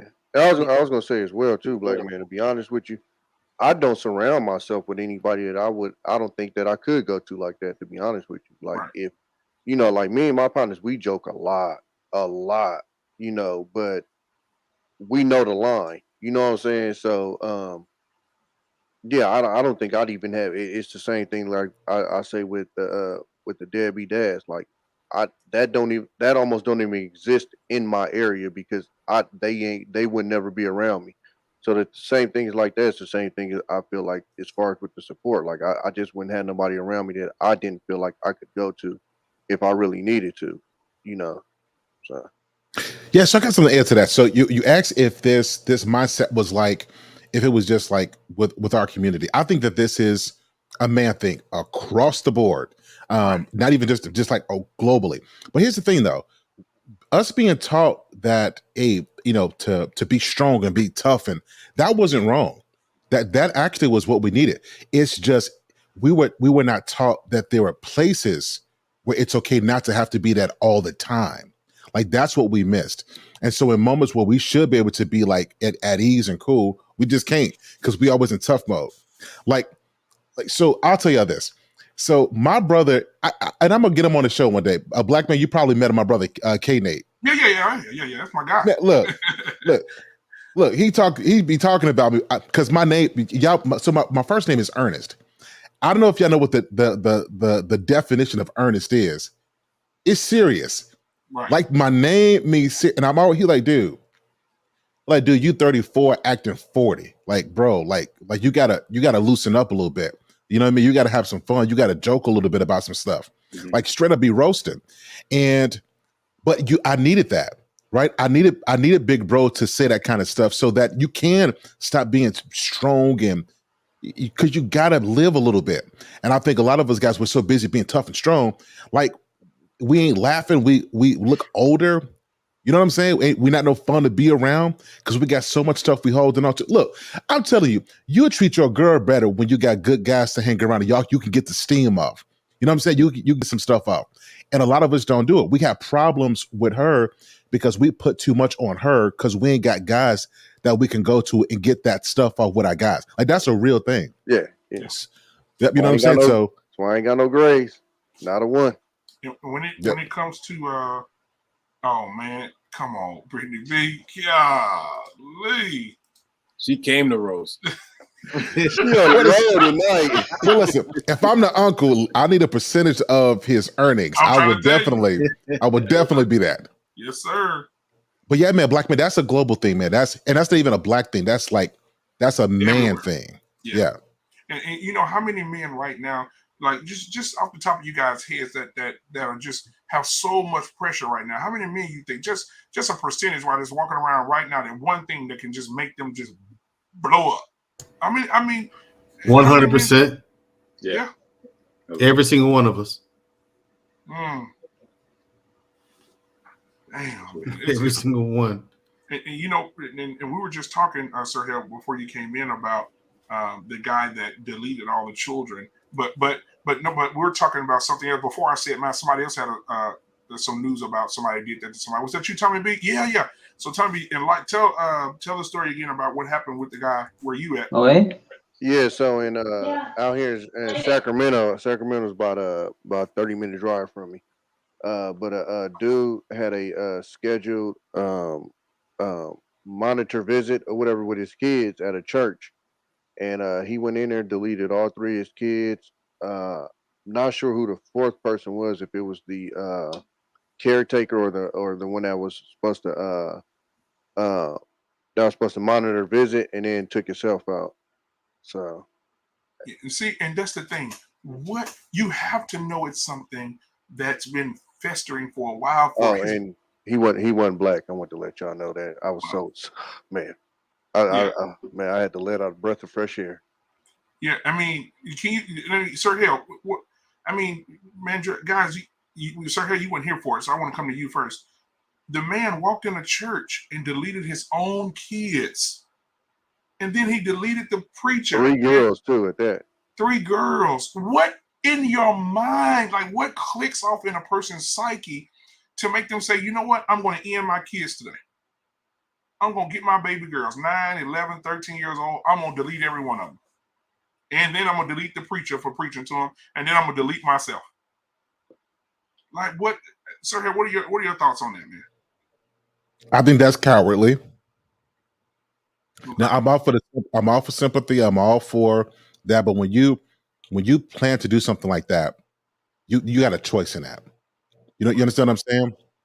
We could do anything. When you take the lives of innocent people, that's something different.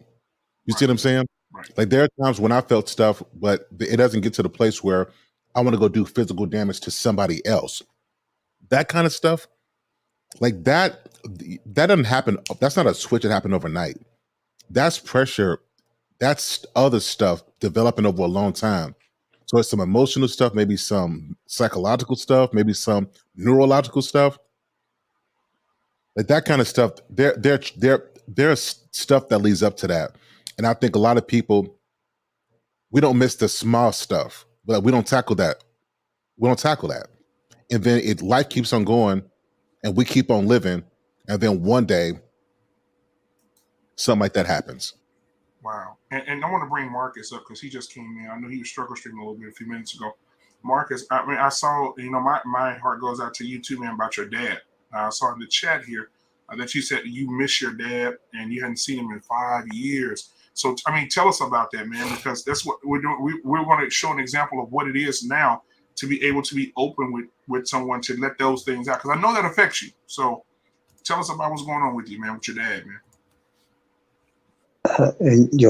First of all, I appreciate everybody here talking about this and everyone's stories and experiences. So I appreciate everybody's this topic. I was basically what Sir Hale was saying. It kind of got to me because he lost his dad at a very young age. I was fortunate enough to have mine, at least for most of my life, and I think everything that I was trying to do my life to accomplishments was to make him proud and make my parents proud in general and just not be a screw up, And this was about like 6 years back. We started to get more detached from each other, right? And this is around the end time of my military, short career that I had. I was in the military for about 6 years, almost 7. And there was stuff that was happening outside of military when I was done. And I kind of really needed him there, right? And I felt like it was a betrayal because I was always there for him no matter what. Because he was my blood, he was my father. I respected him. I understood him. I understood what he represented and how significant of a life he was for me. And when stuff hit the fan, He went back to Mexico. It was Trump's first year of presidency. He was an illegal immigrant, but damn it, if he didn't work the damnest hardest, he was like the hardest working man I ever knew. I admire that. I respected that. I love that about him. He started his own blue collar business, but he said, you know what? Hey, son, I'm going to have to get out of here because I got to get out of here on my own will. At that time, we were seeing a lot of Hispanic people getting deported. And, we weren't the only race that was being deported at that time because of ICE. ICE was a big issue, especially during Trump's administration. And when he left on his own will, I don't want to say I got a resentment, but it's like kind of like a disappointment. And then when stuff hit the fan over there in Mexico, a lot of people don't understand because the job that I have now, it ties a lot to the south of the border and certain things that happen, politics of it and the corruption and things that, people don't want to see on a daily basis. So when he went back to his home state in Michoacan, so Michoacan is ranked the second most dangerous state in Mexico because of the narco trafficking, corruption, extortion, etc., and just other stuff that you hear about in the news, but worse. He had opened a business over there, a canteen and a bar. We started getting in touch again. And he said, well, there was these men that came over. He's like, oh, yeah? What kind of men? He's like, the kind that tax you every month. You want to make sure you make a payment. And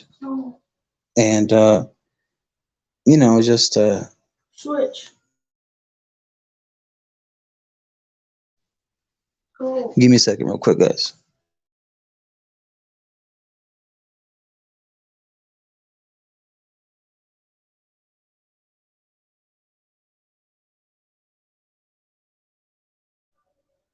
Yeah, sorry about that. But stuff started hitting the fan for him, and we started talking, and then we just all lost contact. And it's been a few years since then, since we've spoken, and just hearing Sir Hill's story, it just made me appreciate things more.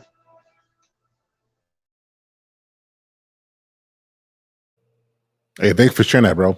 Thanks for sharing that, Marcus.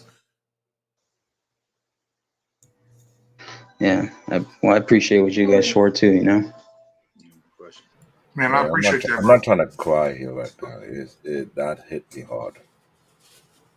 I think it hit all of us because, I told you guys a little bit about, how my dad was, but, love the guy to death. But, my dad was like I say, he's a quiet man. He was stoic, quiet, strong, silent type, He's the kind of guy that didn't say much, but when he walked in a room and he started talking, everybody shut up and listened. His brothers, his sisters, his mother, everybody stopped and listened to him. He just had that kind of presence to him. You know what I'm saying? Right. That like you said, strong man presence. Like, you hear in manosphere content, alpha male or whatever. He didn't have to talk. He didn't have to bark orders.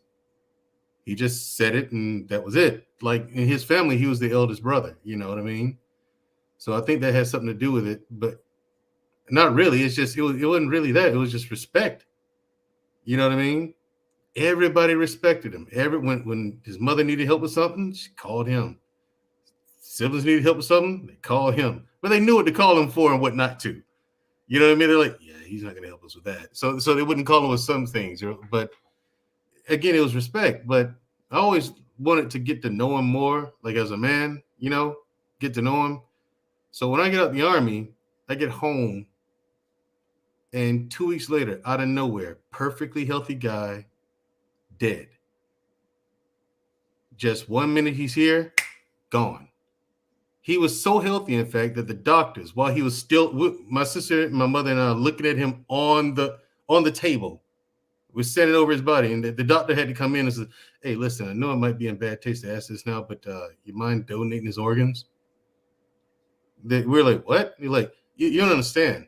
It is extremely rare for us to get a person in here who's this healthy.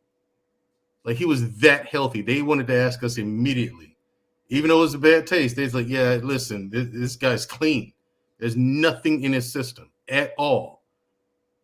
And I was like, wait, well, so what happened? was it like was there any blockages in his arteries or nothing? They're like, no blockages, no clogs, nothing.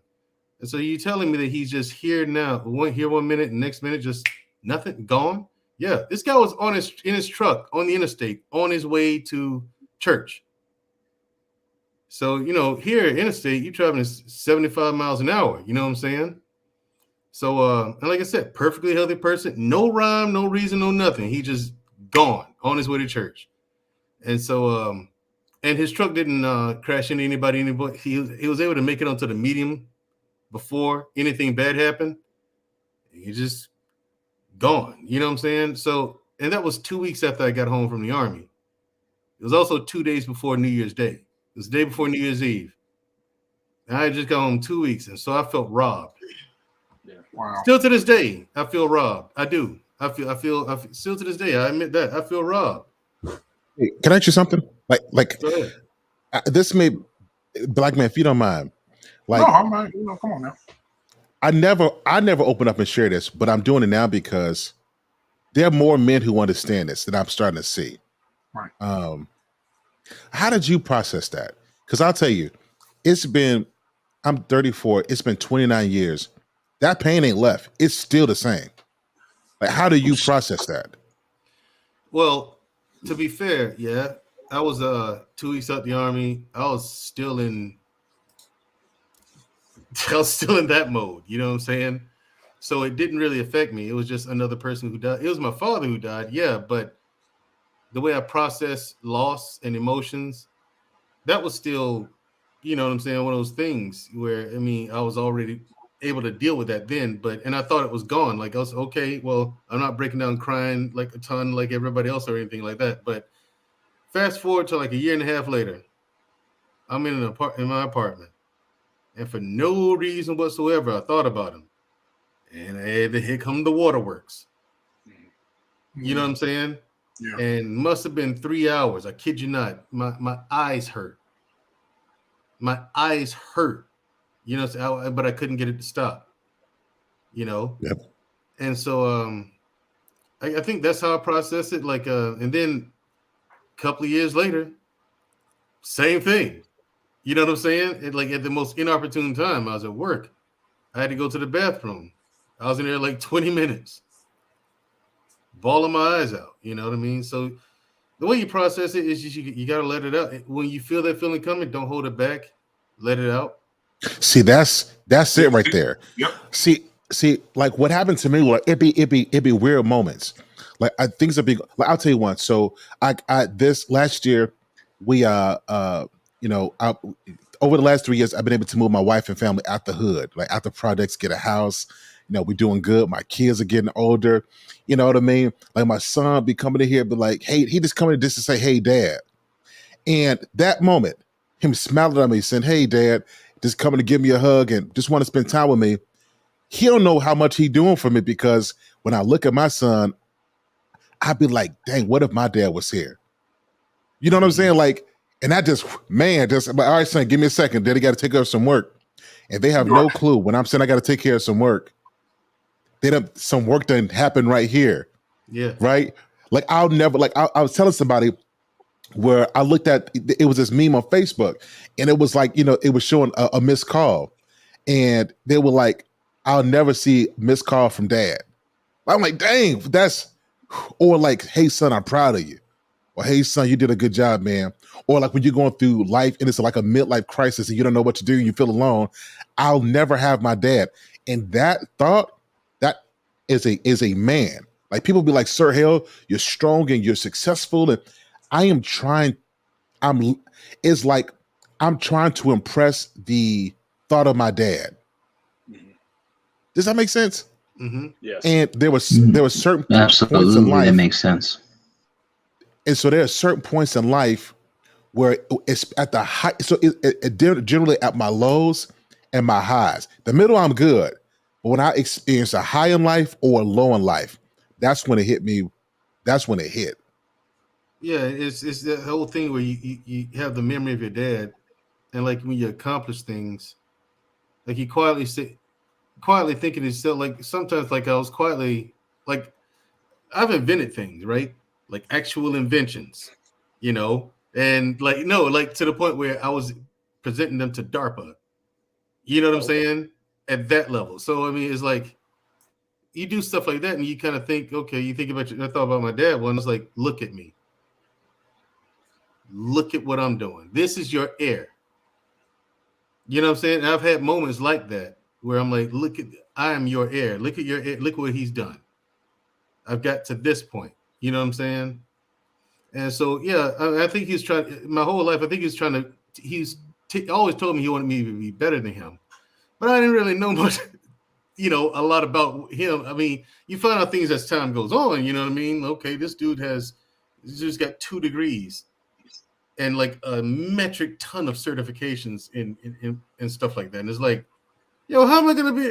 I'm not that interested in school, man. What do you know what I'm saying? So I mean, but at the same time, he was a warrior. He was in the army. He spent some time in active duty army. Then he switched over to the National Guard. Total time 32 years, military service. Wow. So shout out to your dad, man. Right. So not only was he an academic, he was also a warrior. And so look at me. Here I am at 43 years old. I may have done things differently, much more to the extreme, but in the army, but fought the same track. I'm an academic and I'm a sword. I was a government sword for a while. You know what I'm saying? So it's like the same thing, you know, without even trying. Absolutely. Without even trying, you know, but I mean, did I look up to him? Yeah. My sister also, yeah. And my sister and him had a different relationship because she was a daddy's girl. You know what I'm saying? She was allowed to be that. Me, I had to be a man. And, you know, it's crazy to think about it because, I mean, you got me thinking about it now. Like, this guy trained me in ways, and I didn't realize he was doing it. It was a whole Mr. Miyagi thing. You know what I'm saying? Absolutely. It's a whole Mr. Miyagi thing. You know what I'm saying? Sit here and think about it now. Right. He got very little praise. I know my dad was like the same thing. Like, he would rarely, unless he was inebriated or he got a little spirits in him, sometimes when the emotions would come out. Right. But outside of that, he was very stoic. But you never didn't want to not get his approval in some way. Even that, like I said, my dad passed in 2018. And anything I do now, I still think about he'd be proud of that. He won't tell you that. But you can look at his face and tell. But you know he is. Yeah. You know, like the first time I saw him cry. First time I saw my dad cry ever in life. Ever in life. I called him up, said, hey, I'm about to deploy. When? These orders say 2 weeks. He said, what you gonna do with your stuff up there? I said, he said, can you come home, bring it home? I said, yeah, I'll tell you what, I'm gonna talk to chain of command, see if I can. And so talk to my team leader and everything. He said, yeah, tell you what, we can give you a pass. You know, you can be gone for 4 days and just take your stuff back. Because they found out, you know, where you live, where you want to take it. Montgomery, Alabama. Okay. They gave me a 4-day pass. I packed up this little car I had, drove it. Okay. 8-hour drive from Fort Bragg to Montgomery, Alabama. Dropped that stuff off. And so my dad brought me back because I left my car there. Right. And so when he was about to leave, and he started tearing up. Never saw that ever in life. Never even imagined it. Ever. So, I mean, you know, like even when his dad died, never, nothing. But then at the end, you know, when he passed, same thing with me. I didn't cry at his funeral. You know what I'm saying? So, I mean, now that I'm saying, think about it, I understand he probably dealt with that later. You know what I'm saying? Man. It's crazy now that you guys sit here talking about it. Now my mind's, you know, the wheels are turning. It's things I never really thought about before. But I mean, I knew.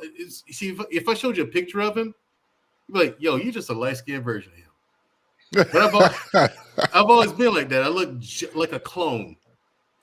Now, when he said, I look a light-skinned clone of him. Man, like when he said, "Can you bring your stuff home?" He was saying, "I love you, son." Yep. Like, it's funny how fathers do that, man. That stuff, man. Let me go off camera, man. Let me go lift some weights real quick. I mean, hold on, some kind of way. Let me go do something. Hey man, let me ask this so real quick. Do you? Because something Sir Hale said a few minutes ago, he said, "Son, I got to do some work." is it okay for men today? I know how our dads was, because my dad was very stoic too, man. You didn't see him cry. He wanted you to believe that he loved you, but he ain't never said. It was one of those dads, man. And so in this day and time, should men cry in front of their sons? Should we show that emotion in front of our sons and our Let me kids? Sometimes jump on that one depends on as the a occasion. father and a grandfather. That's a good one. I'm not That's a good. I'm not ashamed to cry in front of my son. I Oh, put it like that. And the reason why I'm saying this, if you heard what I said earlier, I didn't have a good relationship with my father. Two out of the three uncles more of a father figure to than my father. There was a time my father suffered a mental break. And I found out with the second one, not the first one. My younger brother knew about the first one, but they kept that way for years. After the second mental break, my mother, my two sisters, my brother, they won't do nothing with him. I was still trying to mend my father and son relationship because as a man, I earned to have a father and son relationship because I felt like if I don't have that, I've been robbed. When I took my father in the mental health ward at the Auburn and King County, my father saw me. The first expression, I knew what my father was. Before he had a mental break, my father was never afraid of me. But when he had that mental break and his personality completely changed, the moment he saw me, I saw fear in my father's eye. He was completely afraid of me. And I mean completely. If it was my brother, my sister, whatever, he don't act that way. But to me alone, it's like something about me must have put so much fear. I don't know what it was. It might have been dormant that he suppressed. I don't know what it is. When I saw my father in the state that he was, I silently cried for months. My mom didn't know about me crying. My brother didn't know about me crying. Nobody knew. I kept that to myself. I weep. I forgave my father. As a Christian, I thought I'm not going to hold no because I knew my father to be dirty growing up and everything. There was so I wanted to say that, but when I see the way he was, I drop everything. All the bitterness, all the vendetta I had against him, saw that man the way he was. I dropped everything right then and there. I just felt sorry for the man. I do whatever I can to help my father. My mom took him back to Nigeria one moment. That was months after he was staying with us for a while. He kept him place from the state. When he took him back to Nigeria, a few months later, I hear from my mom my dad died. I asked him how my dad died. And no one to this day, if I remember correctly, to be almost 8 years ago, to this day can explain to you how my father died and what caused it. Because of so much secrecy in my family, I'm not gonna lie, in my heart, I cut off my family. I was like, I'm done with them. I lost respect for my mom, I lost respect for my sister, I lost respect for my brother because of all the lies that been put upon me growing up and everything, and all the secrecy and everything. The simple thing I asked for, I want to know how my father died. They kept that from me. Right there and there, it was like that was the beginning of the downfall. Like I didn't feel like they were my blood. Even though we were the same blood, I didn't feel like it was my family anymore to me. I felt so distant because I was made the black sheep growing up for a long time. So much weight was put upon me, and I had to walk in a way whereby I'm not allowed to fail. This is the fate of a brother who went through so much pressure. I could have committed suicide several times over. I chose not to. So the voice keep telling me, you're not allowed to give up. You're not allowed to break down. Because when you break down, you will feel that now that they say, yes, I know he's a failure. I was told I'm going to fail. So where I am right now, I couldn't invite me in my house so that my family can have joy and laughter, where they can crack jokes, they can act and everything, but they have to have some respect. I play around with my son from time to time, same with my daughter, but I make sure I let them know I'm their father. You're not going to break your parent, but I love my kids. When I offend my son, I got on my knee. Yes, I said it. He meant, oh, I'm not gonna, I got on my knee because you know why? I didn't have what a father house is supposed to be. So I said, you know what? I'm going to set the standard in my household what a man's supposed to be to his kids. So when I did my son wrong completely, I got on my knee. I asked for forgiveness because you know why? I want to show him accountability and responsibility. This is how the man's supposed to be. Hey, that's deep, man. That's deep. Yeah. That's deep. So I don't care what any other wannabe tough guy. You ain't tough. I will teach my son what it is to be a man. Be accountable, be responsible. Because I had to be anchored down to the ground, make sure I don't fall. Cause I feel like I got so much value on my shoulder, so much people. I didn't realize for many people who look up to me, and they told me that years after. I was like, wow, I didn't even realize that I got so much on me. So I'm not even allowed to fail. So to cry in front of my kids, so what? I even cried in front of my daughter one time, and my daughter was scared. The time I was sick, my daughter was like, "Daddy, what's wrong? What's wrong?" And I was like, "Oh man, I shouldn't have never done it." Knowing the way I am, if I feel sick or I'm crying, my son and my daughter would like they want to comfort me any way they can, because they don't like seeing their dad. They see me at the tough guy, always joking around, chasing around, trying to have fun every once in a while. But I want them to feel comfortable to talk. Okay, I did it to the point where my son, he sometimes put me to the side. We have what I call a father-son conversation. I let my son know. Between me and you, we have our conversation. We'll be only mutual between both of us. Because I want to build a bond that I did not have with my own father with him. I want to build a channel so my son can come to me for anything and everything. I want to build a channel that my son can be open when he feel vulnerable. You feel like he being challenged, and I can speak some wisdom and then put some insight in him. This is why what I do. And my daughter's tough. She the daddy girl. I ain't gonna lie, that daddy little princess, but she got that strength. But still, I want to make sure she understands what a man's supposed to be. So you look at me, look at the example, to make sure whoever going to step up to me, have to be like my dad or better. Right. So And so there's let me nothing ask wrong you this. crying. So let me There's ask you this, nothing wrong Black. crying to your son. So let me ask you this. So Black David, man, for the whole, because I remember that night you brought that up about getting on your knee and asking your son for forgiveness, and you took some heat from that. You took some heat. The men I ate you did. up on that. But I but did. I could care less about it because I know what I'm standing on. right, right. And so I want to You gotta respect that. absolutely, and I want to bring the question to you guys because Sir Hale said it was deep. So I want to ask you, Paul, is it okay for you as a man, knowing how you grew up with your father, is it okay for you to cry in front of your children? Short answer is yes. There's very few things that I guess I would cry about, but I think a lot of that is in part in terms of how I had to do that self work in terms of developing my emotions. Like I think a couple sets ago, I talked about I grew up with my mom. Like the first 13 years I was with my mother, and I was very sensitive. So they called me cry boy, cry baby, all that kind of things. I could be very easily intimidated. Right. The one thing that being with my dad, what it did was, I think it certainly helped to toughen me up, um, to a point where I became very much uh, got better control of my emotions. So it's not likely you're going to see me crying often, but certainly if it happens, it does, and I don't mind having the conversation.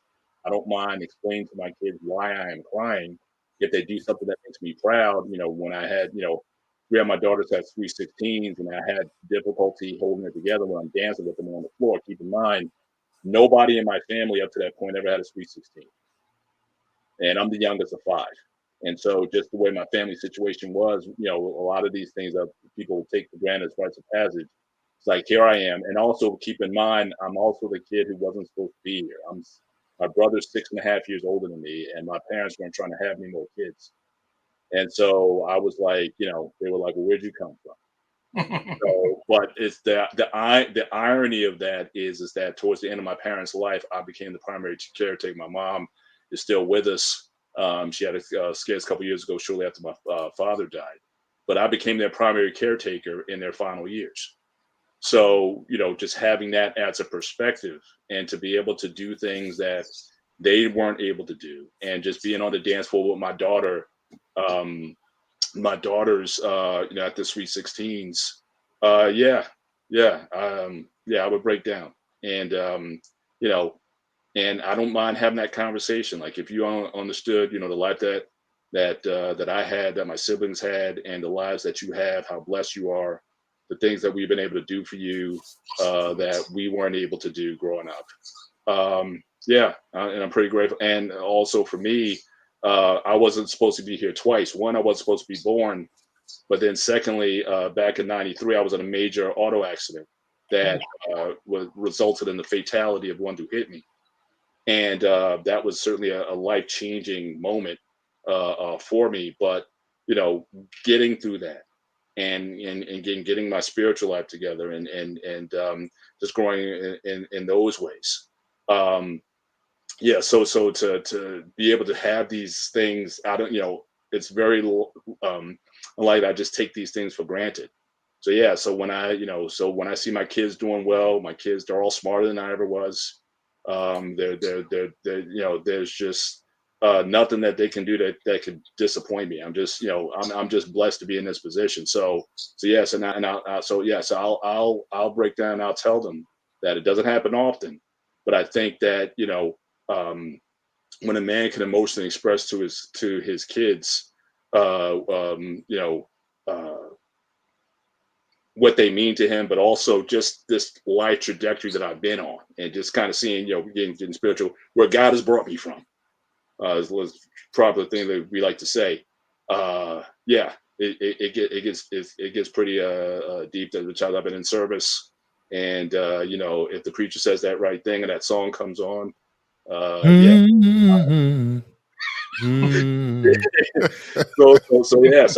been at that altar, and I've lost it, and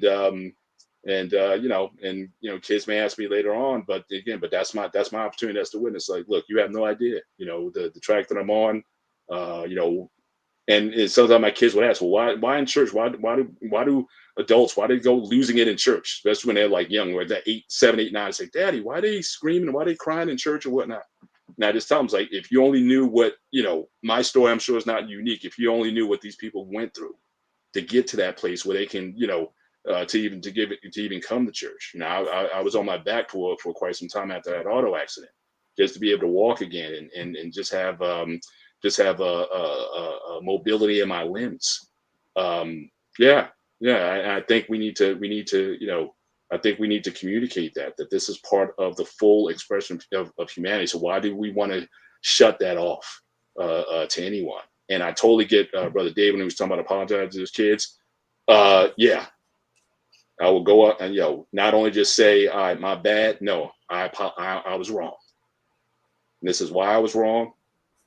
And I'm sorry I made you feel that way. And forgiveness, absolutely. That's just something that for me and my wife, that's just something that, now my wife, she's a little more stoic, but again, I try to get on her as well. It's like, look, if you did them wrong, just admit you're wrong. It's just such a weight off you that, again, the older I get, I don't worry so much about having to carry this man weight around, Can I say something to you, Bo? I just don't care. I just don't care anymore. It's just so where, so whenever it is what's going to be. And I relish the opportunity where, if the conversation comes up, say, Dad, why are you in this state or whatever, I feel great comfort being able to share that with them. And hopefully they feel they can do the same with me. Go ahead, sir. You got a question? Paul, I just want to say something to you. So if you don't mind me asking, if it's okay with you, how old are you? I'm 50. I'll be 53 in October. Salute, sir. I just wanted to say, seeing older, not elder, but older, because you don't look old. You elder men, you could tell you went through a lot, and you could tell, and you learned a lot, and you put yourself through things to learn, and you came out on top. That's how you have that care that you have, and you no longer care about what people think. I respect that. And I just want to salute you as a father for what you stand for in this community. I just have to say that to you. That's all. That's it. Sir Hill, why are you talking? Why are you still talking? How do you feel about it? How do you feel about crying in front of your son instead of saying, "Hey, son, I got work to do," just allowing him to see that flow of tears out your eyes. Look, I got to get what Dr. Paul is. I ain't there yet. Close the door. I got work to do. Don't you leave me alone for a minute. I can't let them see me like this. Right. So I'm not there yet, to be honest with you. You know, but I want to be. And I think that you got to live life long enough.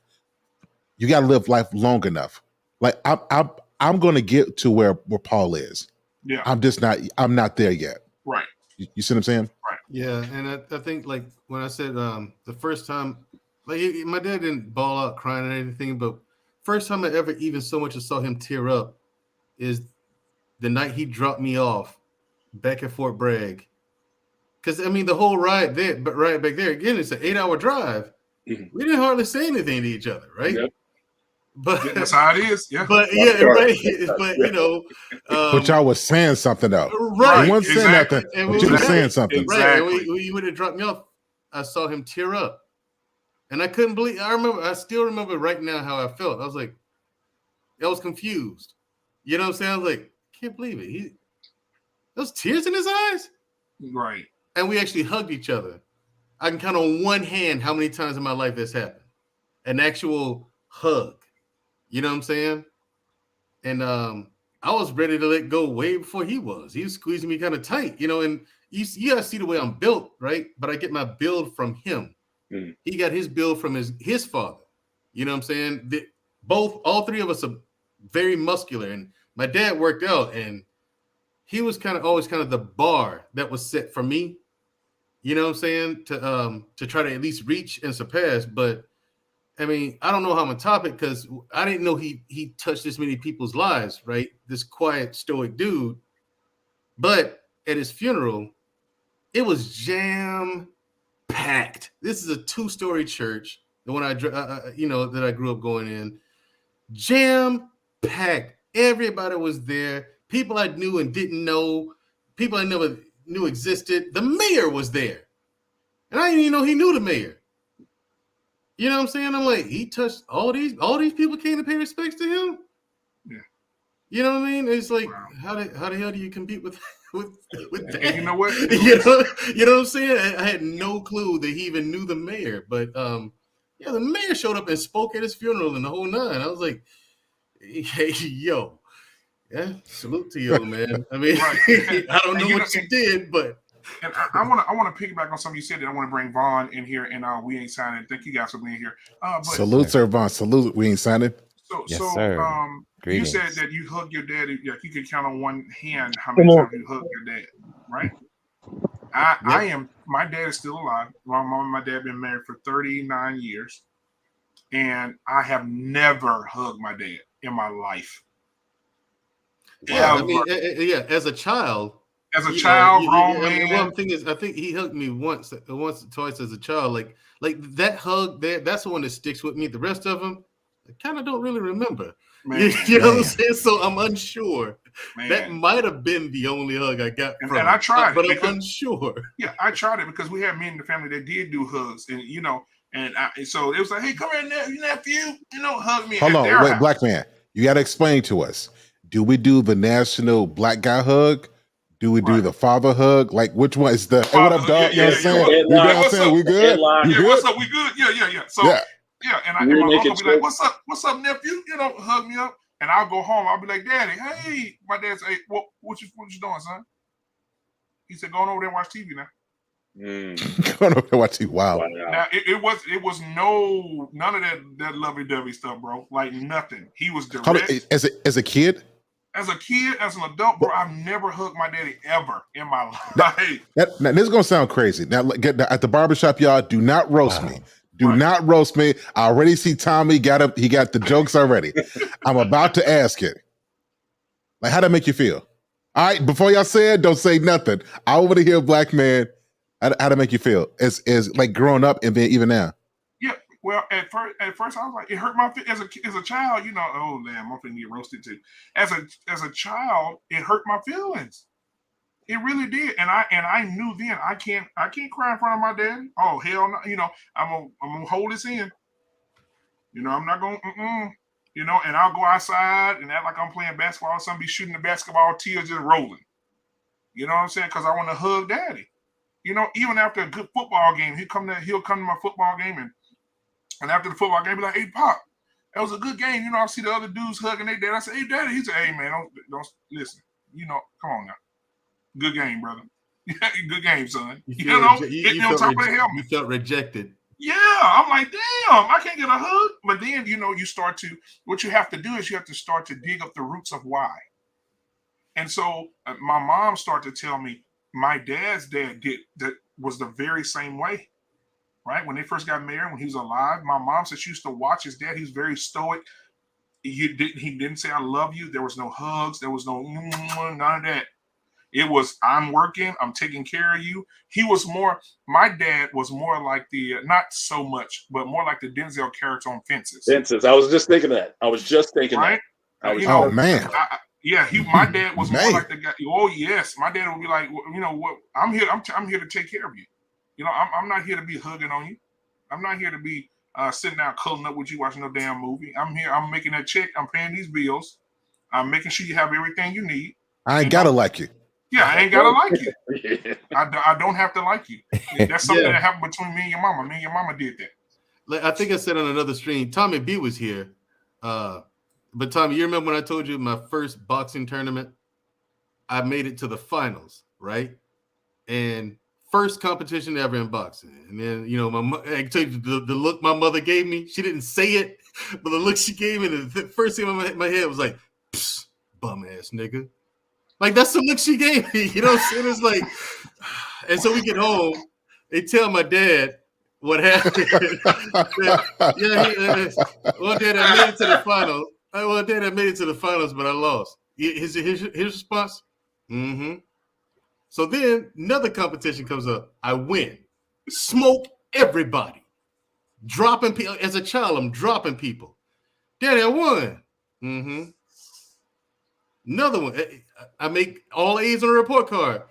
Hey, Dad, I made all A's. Mm-hmm. Yeah, no excitement. Nothing. Nothing. That's his response. Agreed. Mm-hmm. Yep. That was my daddy. You know what I'm saying? So it's like that was the response you got. Good or bad. Is he's sitting there watching TV or something. He's like, mm-hmm. Yep. And my dad said, turn in the heat of the night up. I think Bubba got something. Right. You know, I mean, it's just, it was. It's just like it rolls off his back. I'm excited. But I know Von's been real good, but. Yeah. I know Von's been waiting. Von, so what do you have for us? And then we go to We Ain't Signing. Von, how you doing tonight, my brother? Man, peace and blessings to everybody. Wow, I'm in the barbershop with no hair. And that's a good thing though. Trim that beard up. Yeah, we get a razor. I can still get a trim, right? Yeah. Yeah, but you know, the topic tonight, man, is very dear to my heart. You know, is it dangerous for men to suffer in silence? And I believe, yes, it is. You know, a lot of times, excuse me, we are often shut up because, you know, we may feel indifferent to express, you know, our emotions or our feelings, especially around our peers, let alone our family members. And, you know, a lot of times, you know, even when dealing with my son, you know, I love on that young man ever since he came out the womb, you know, because I didn't receive that. I grew up without a dad. So, and my plight is I suffered a lot of things growing up, you know. Some of you may know, you know, I was violated as a child, you know, more than once. Wow. And so these are things that you carry with yourself.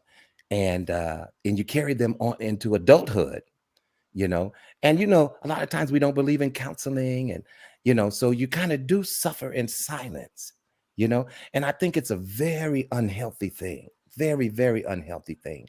I just appreciate the platform tonight because this is what I desire to see on YouTube, you know, and I feel safe in this space right now because you're talking about something and you're giving us an opportunity to open up without feeling indifferent.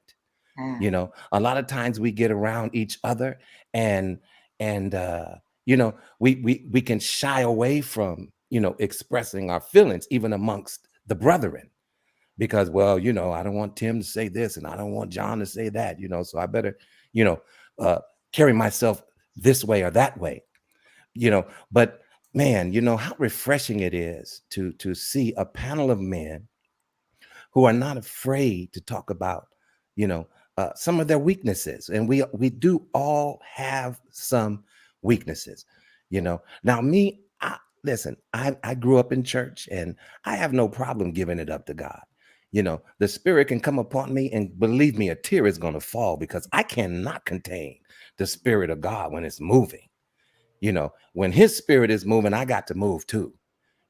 So yeah, my family may have been apt to see a tear or two then, but I'm sorry, somebody's speaking. I felt that. I felt you saying that, Sir Vaughn. Yes, sir. Yeah. He put some ankle in that. You know what I mean? Like, yes, sir. You saw. Come on, sir. Yeah, so it's a different type of atmosphere, but at the same time, I don't want my son to grow up feeling that he can't express his emotions. There is a way that us men that we do go about expressing our emotions. Crying is not a big issue to me. How often you cry, that might be an issue, because now we're not dealing with situations, and circumstances maybe in a healthy fashion if we're always crying. But God gave us that tear duct for a reason, and believe me, man, just like I heard somebody on the panel say, I think it was Mandrell, it's nothing like going in the bathroom and shutting the door. You know how many times I've done that when I couldn't figure out how I was going to pay the bill or make the rent, or, I don't want my family to be out on the street. God, please help me. A lot of these personal moments are done alone as men. Now, me personally, I just don't cry amiss into the air. This poor man cries out to God and He hears my cry oftentimes, so I'm blessed, but man, how refreshing is this right now? I have a better faith now in this community of men who are trying to come together to do positive work, and open up doors for us to network and just, learn from each other. And like I said, I'm elated, man, and God bless everybody on the panel. I try not to get up here too often, but I couldn't pass this one up. So thank you, Black Man Unfiltered, for having me. Absolutely, man. Thank you for everything that you do in the community, especially in these YouTube streets as well, man. So thank you. Thank you for telling us that story, man. That was amazing. I appreciate that, man. Can we give Sir Vaughn a hand clap? Man, can we come on. Yes, sir, man. And before we go to we ain't signing, let me tell you what happened. My grandfather suddenly just passed away. My grandmother was fixing his breakfast, and she fixed his plate like she normally do in the morning. He was watching TV. She walked over to him with the plate, and she looked at him, and he was dead in the chair. Massive heart attack. We didn't see it coming, right? My grandfather was huge in my life. Oh my God. And so I remember the day it felt like a truck fell on. I couldn't walk. I couldn't breathe. I was just out of it. And so I said, you know what? I'm going to be tough. And man, I got all my brothers and sisters. Oh, man, I'm about to be tough in here. I ain't finna drop a tear, right? My grandmother went into like shock. They had to put her in the hospital. They were married for 60-some years. So they had to put her in the hospital. She was so gone out of it. And so as she was recovering, I walked in the room, and two things happened to me in this situation. I walked in the room, I looked at my grandmother lying in the bed, and she asked me, she said, they did bring him back, right? They did save him. What man not going, and still, I looked at her, I said, no, they couldn't save him. He's gone. And she broke down again. I still got that. I'm still manned up, right? So I leave out. I get down the hallway. I didn't make it halfway down the hallway. I'm out. I'm out. I couldn't, right? And then we get to the funeral, Fast forward to the funeral. We get to the funeral. They let the wife come last. Everybody's viewed the body. They let the wife come last. And my brother was on one side. And my other brothers was they were standing in line behind us. So it was me and my other brother on each side of her, holding her up. And the funeral director said, "Are you okay? Is she okay to walk up?" Yes, she's good. She walked up, and the whole church hit the floor. She walked up, and she grabbed his hand in the casket. She lifted his hand, and she put it, because he never wore it, because he's a countryman. He was one of them men that was in the field all day, so he never wore it. But she got his wedding band and slid it on his finger and said, I will carry your spirit forever. And she put that thing on his finger. Bro. I said, I'm still trying to be tough, and I'm telling you, sometimes that tough can make you sick. Yeah.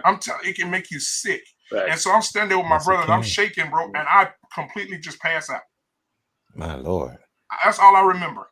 I woke up, I'm lying on the little thing on there. My brother like, "Dude, you good? You good?" But something wrong, everybody around me, standing around me, I couldn't hold it no more.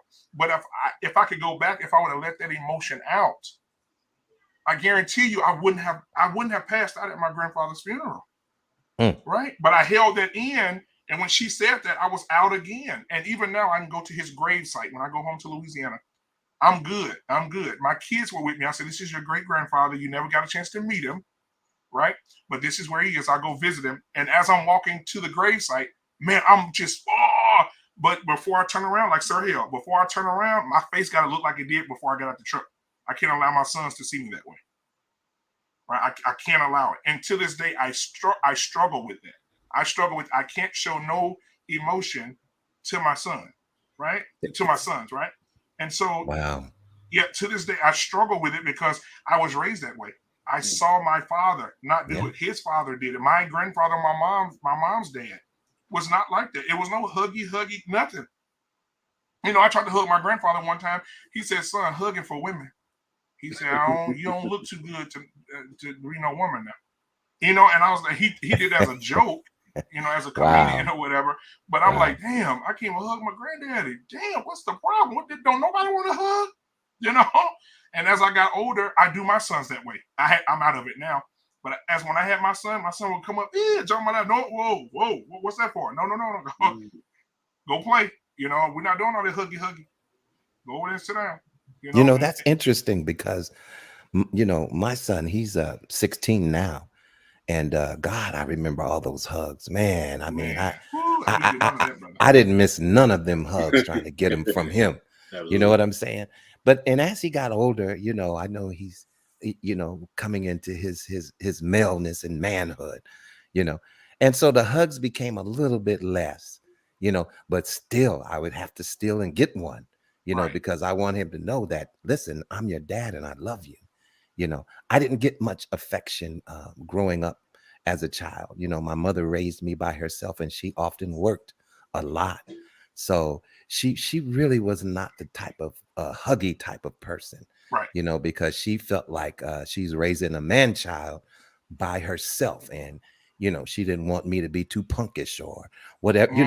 How some of the single women are when they raise male children by themselves, right? And not really no example to help and to guide her. So she did the best she could. I'm not going to fault her for anything, But man, wow, I'm just so intrigued by this conversation tonight, man. I'm kind of overwhelmed by it because, I mean, this is such a breath of fresh air for me, guys. Yeah, and I search and I keep looking and I keep finding these conversations that I cannot mesh with. And why are we harping on this and that? And instead of I would love to hear a point that I could speak to and be a part of, And so this is one right here, man. And I just appreciate the opportunity to be heard, actually. Absolutely, man. And before We Ain't Signing, I know he's ready to go. Before We Ain't Signing comes up, guys,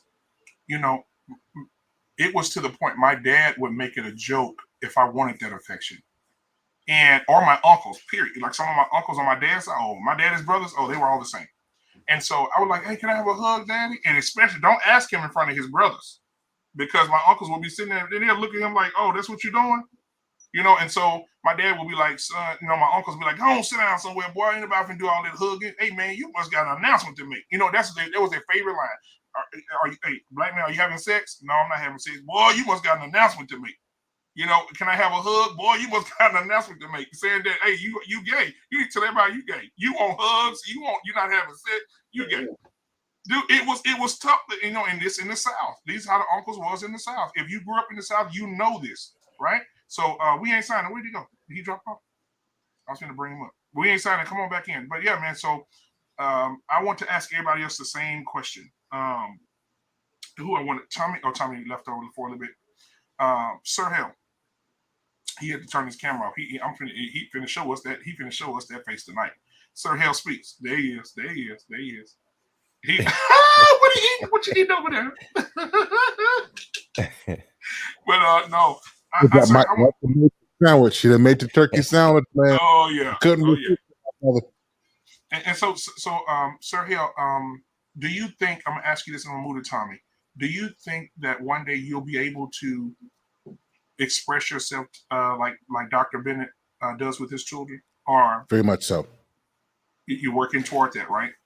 Here's the thing: you have to get your kids to a level of strength before you can show them certain vulnerabilities, because they're gonna take that they're gonna take that template too soon, and they're gonna carry that.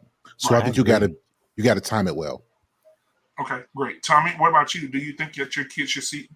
Do you want your kids to see you emotional? Do you want them to see you crying?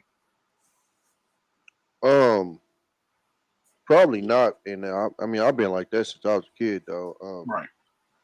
Like whenever I went to funerals, I was more worried about everybody else being all right than me. So I mean, I doubt if they'll see that, but I mean, I hug the shit out of my kids, my son too, 2 hands, everything. Like, cause my dad said that, you know, to take all the good stuff that he did, and then the stuff that I thought that he could improve on, to try to improve on it, as far as with my parents.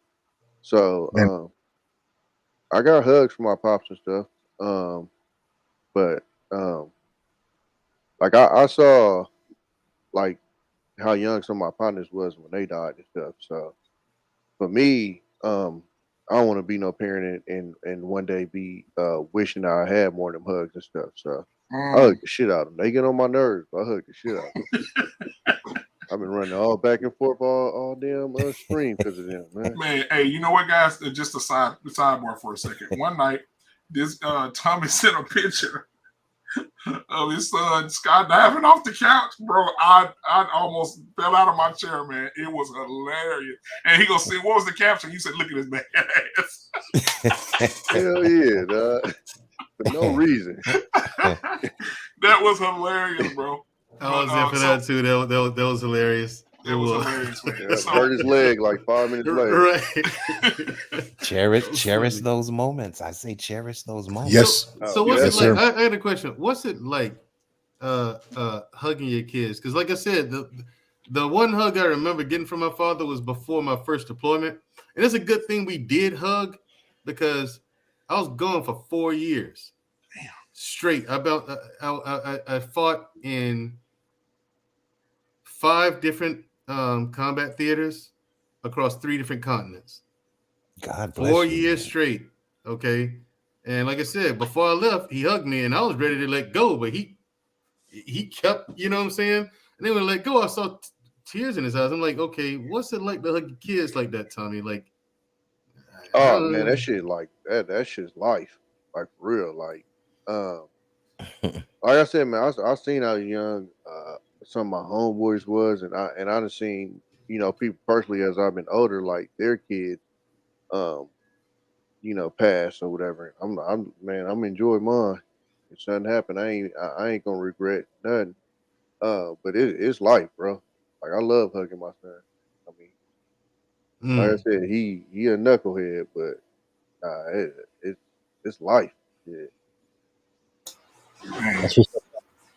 So I want to say this, man, because I don't want to run this too long, because I think this has been a jewel, right? I think this is going to be inspiring to somebody. Not every, most men will like we're working toward. From now on, Paul, I'm calling you Dr. Bennett. We're going to work to be like Dr. Bennett. yeah, change the name. Yeah. So, to be like Dr. Bennett, because I think it's very important. And sometimes you have that urge. I know, Sir Hill, you do too. And everybody else that, in the situation, you have that urge and you want to do it. You want to show some things to your children. You want to be able to show them that side. But then we live in fear. You're thinking, what my son going to think if he see me crying all this time I've been tough? What's my son going to think when I've been telling him? Because, see, most men will start out saying, hey, man, don't start all that punk crying, right? But then when you start crying years later, when you're evolving, your son will be like, Dad, I thought you said that was punkish. So we have to be careful on how we approach our children with what stuff means. Because I'm telling you, when I was growing up, if you was crying, you was a punk. You was a pit. We call it PIT, pit. You was a punk in training. If you was out there with all that crying. There wasn't none of that. So you know something? Yeah. So now thinking about it, I didn't shed tears. I'm not, y'all can tell I'm from up north. I don't even want to say crying. I shed a couple tears for the homies. Yeah. So my daughter actually caught me, and I didn't know. She's like, Dad, are you crying? I said, what do you mean? This precipitation from my eyes? Because I can't say crying, right? So I'm like, that's just condensation. Yeah, that's all it is. So that's just that's just condensation. What I did though is she was genuinely interested in what was going on, and I said, I just missed my dad. And I said, sometimes when you miss somebody you love and you don't see them, sometimes it hurts, and sometimes you have to shed a tear or two. And it was a teaching moment. You know what I think it is? Yeah. Is that it's okay for our kids to see us in certain modes as long as we give them an understanding about what's happening, right? So they don't think that it's weak. So yeah, I think in some cases, yes, because your kids need to see that human side because it's healthy for them as well. And we ain't just talking about just, overly doing it, but there's some moments that are teaching moments, absolutely. And for me, I taught her how to deal with grief and sadness early, and you can see that maturity in her now. So it's what I theorize. It just depends on the occasion. Yeah, ocular precipitation. Yeah, right. Absolutely. Ocular precipitation. Ocular precipitation. Wow, you write that down. Right. Yeah. Come on, doctor. Come on, doctor. Dr. Bennett. Come on, Dr. Bennett. Throw out a medical term. Exactly. I thought I was doing all right with the condensation excuse, but yeah, you topped that one. So my eyes are just watering. They're just watering. That's all. I got something in my eye, baby. There you go. Fluid. I don't know what it is. Yeah, I don't know what that is. Daddy, you crying? I don't know, son. What is that? That's the stove. But Marcus, but it's even more difficult to express that type of emotion in front of your wife. Now that's a whole nother scenario. That's what I was going next. I know you got. Oh, is that where you were going next? Exactly. Wow. Okay, well, I'm gonna let Sir Hill take that one. Yes, sir. Yes, Sir Hill. So when it comes to spouses, crying in front of spouses, how hard is it, or is it not hard at all? So I'll tell you, she's sitting right here actually. So before, heck no, I'm not doing that because she's gonna talk. As soon as she get mad, with your crying, like, hold on, babe, and you was not supposed to use this moment with against your crying me. Ass, huh? Right. But you gonna use that against Black man, Wayne Sonny trying to come up. Yeah. Okay, hey, I'm gonna put you back in here. You fell off a few minutes ago. Hold on a second. Hell. You see what I'm saying? That's your way. Yeah, like, and she'll say, I'm from West Dallas. Let me tell you something. Like, babe, you ain't got to do all of this. I'm going through something right now. But now, though, now we got some experience under our belt. Like, once you lose a relative, once you lose somebody, and you go through life, and somebody got cancer, something like that happens, it starts changing you. Like, you need people for those moments now. So now, if I got a moment, exactly, my home for me is land right here. No matter where we at, no matter what house we live in, if I can live right here with my wife, that's home for me. And I can be safe there. So it's changed because now we got some experience, and the same is true for her as well. Wow, all the way from Shanghai, China. We ain't signing is in the building. How you doing, man? Go ahead and do my greeting. You can't go forward. I'm gonna kick you off. You do my greeting. Go ahead. Okay. Hold on. 哎，大家好，你现在听那个 Blackman Unfiltered，拿你的小吃可以喝饮料。今天的题目非常重要的，是那个小孩子那个 Wait, Hold on, you said you're not gonna call us this. You're not gonna Wait, sit up here Listen, bruh. and call us this on national television. Rush hour. Show some Watch your mouth, respect. man. I heard Show about some your mouth, man. respect. I Right, heard two watch your niggas. mouth, I heard man. two niggas. I heard twice. Nigga, Right. twice. We all heard it, Vaughn. Right, You're Vaughn, you're we not all gonna call heard us a it. double nigga. You're not gonna call us a double nigga. Oh man. I did not say. Who's going down the I did not line? call anybody up They about there. to swing the pool cue.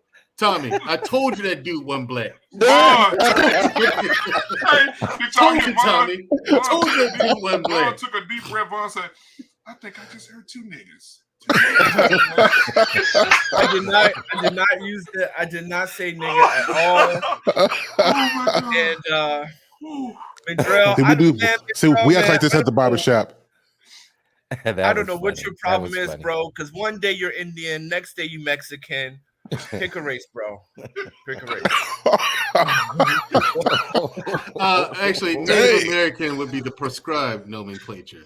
Okay, but I get it. You're not even. You're not black. You're not even American. So I get why you'd be confused.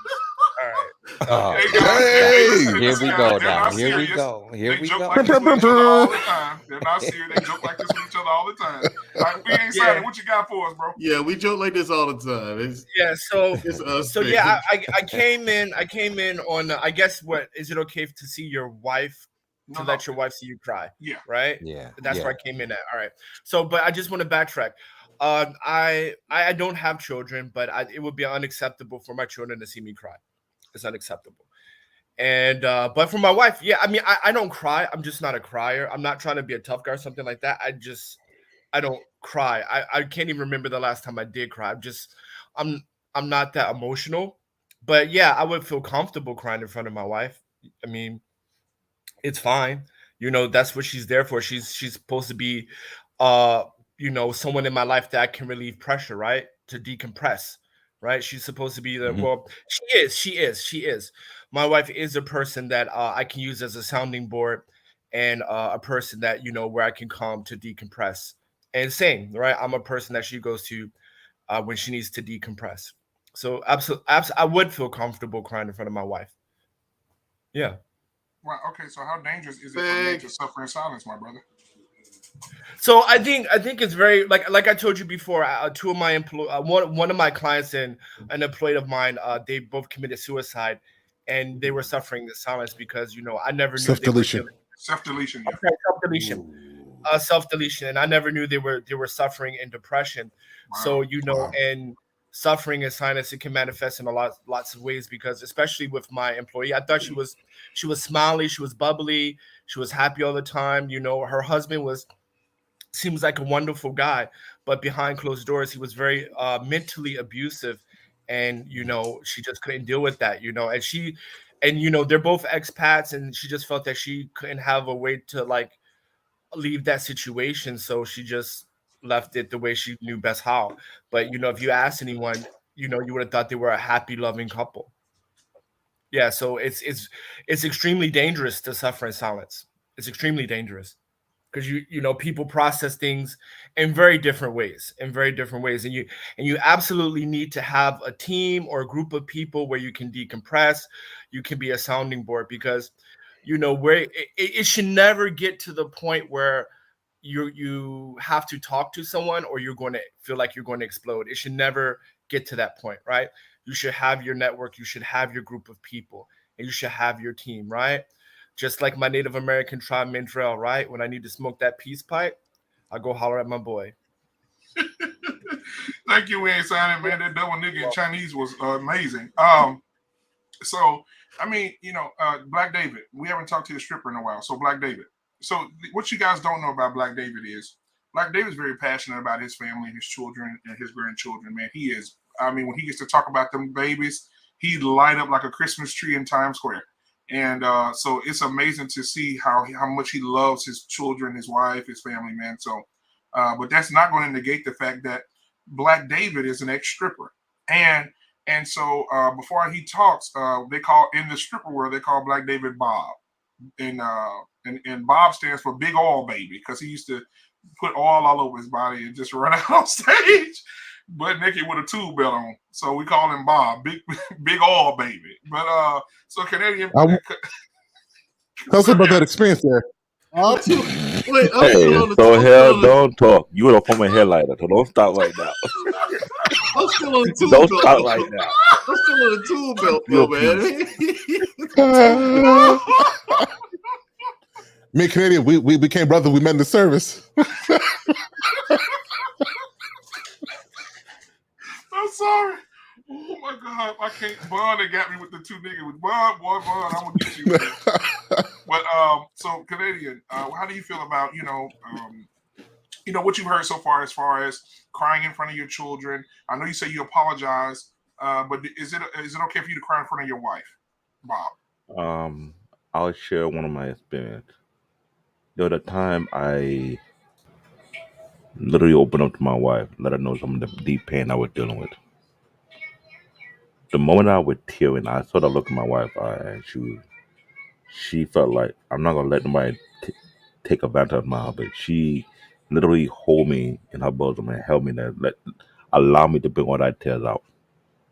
When I say my wife is like my restrainer, she's my protector, she's like my bodyguard at time because we be out on the street. If someone's about to attack my family, I'm about to go unleash myself on that person. My wife was like, honey, no. I can't let you go that far. She know the kind of man I am, so she's right there and there. Now, if you come across me the wrong way, I feel sorry for you. My wife is 6'1". I'm 6 foot, so you can understand the dynamic in this situation right here. She's an Amazon. I got an Amazonian queen. Yeah, she's an Amazon from Trinidad. You So mean my wife mascara? don't play. My wife don't play. So you you by come way across of me. mascara? I'm just saying that you cross me the wrong in front of my wife. I had to do a whole lot to restrain her. Yeah, I bet. So how many times have you cried in front of your wife?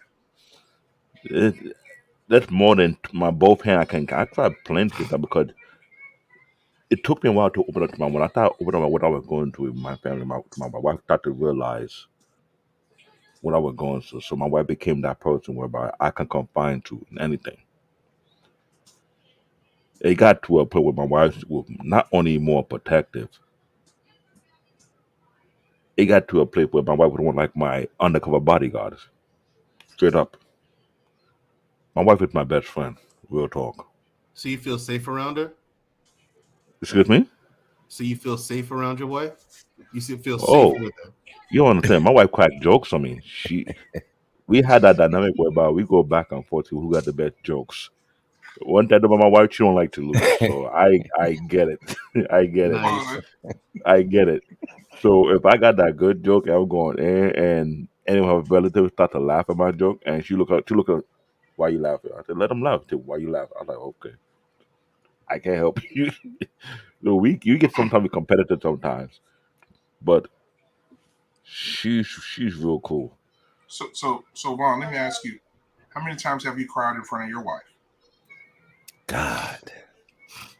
And how does she express, like, how does she reciprocate that crying in front of her? And did she ever use it against you?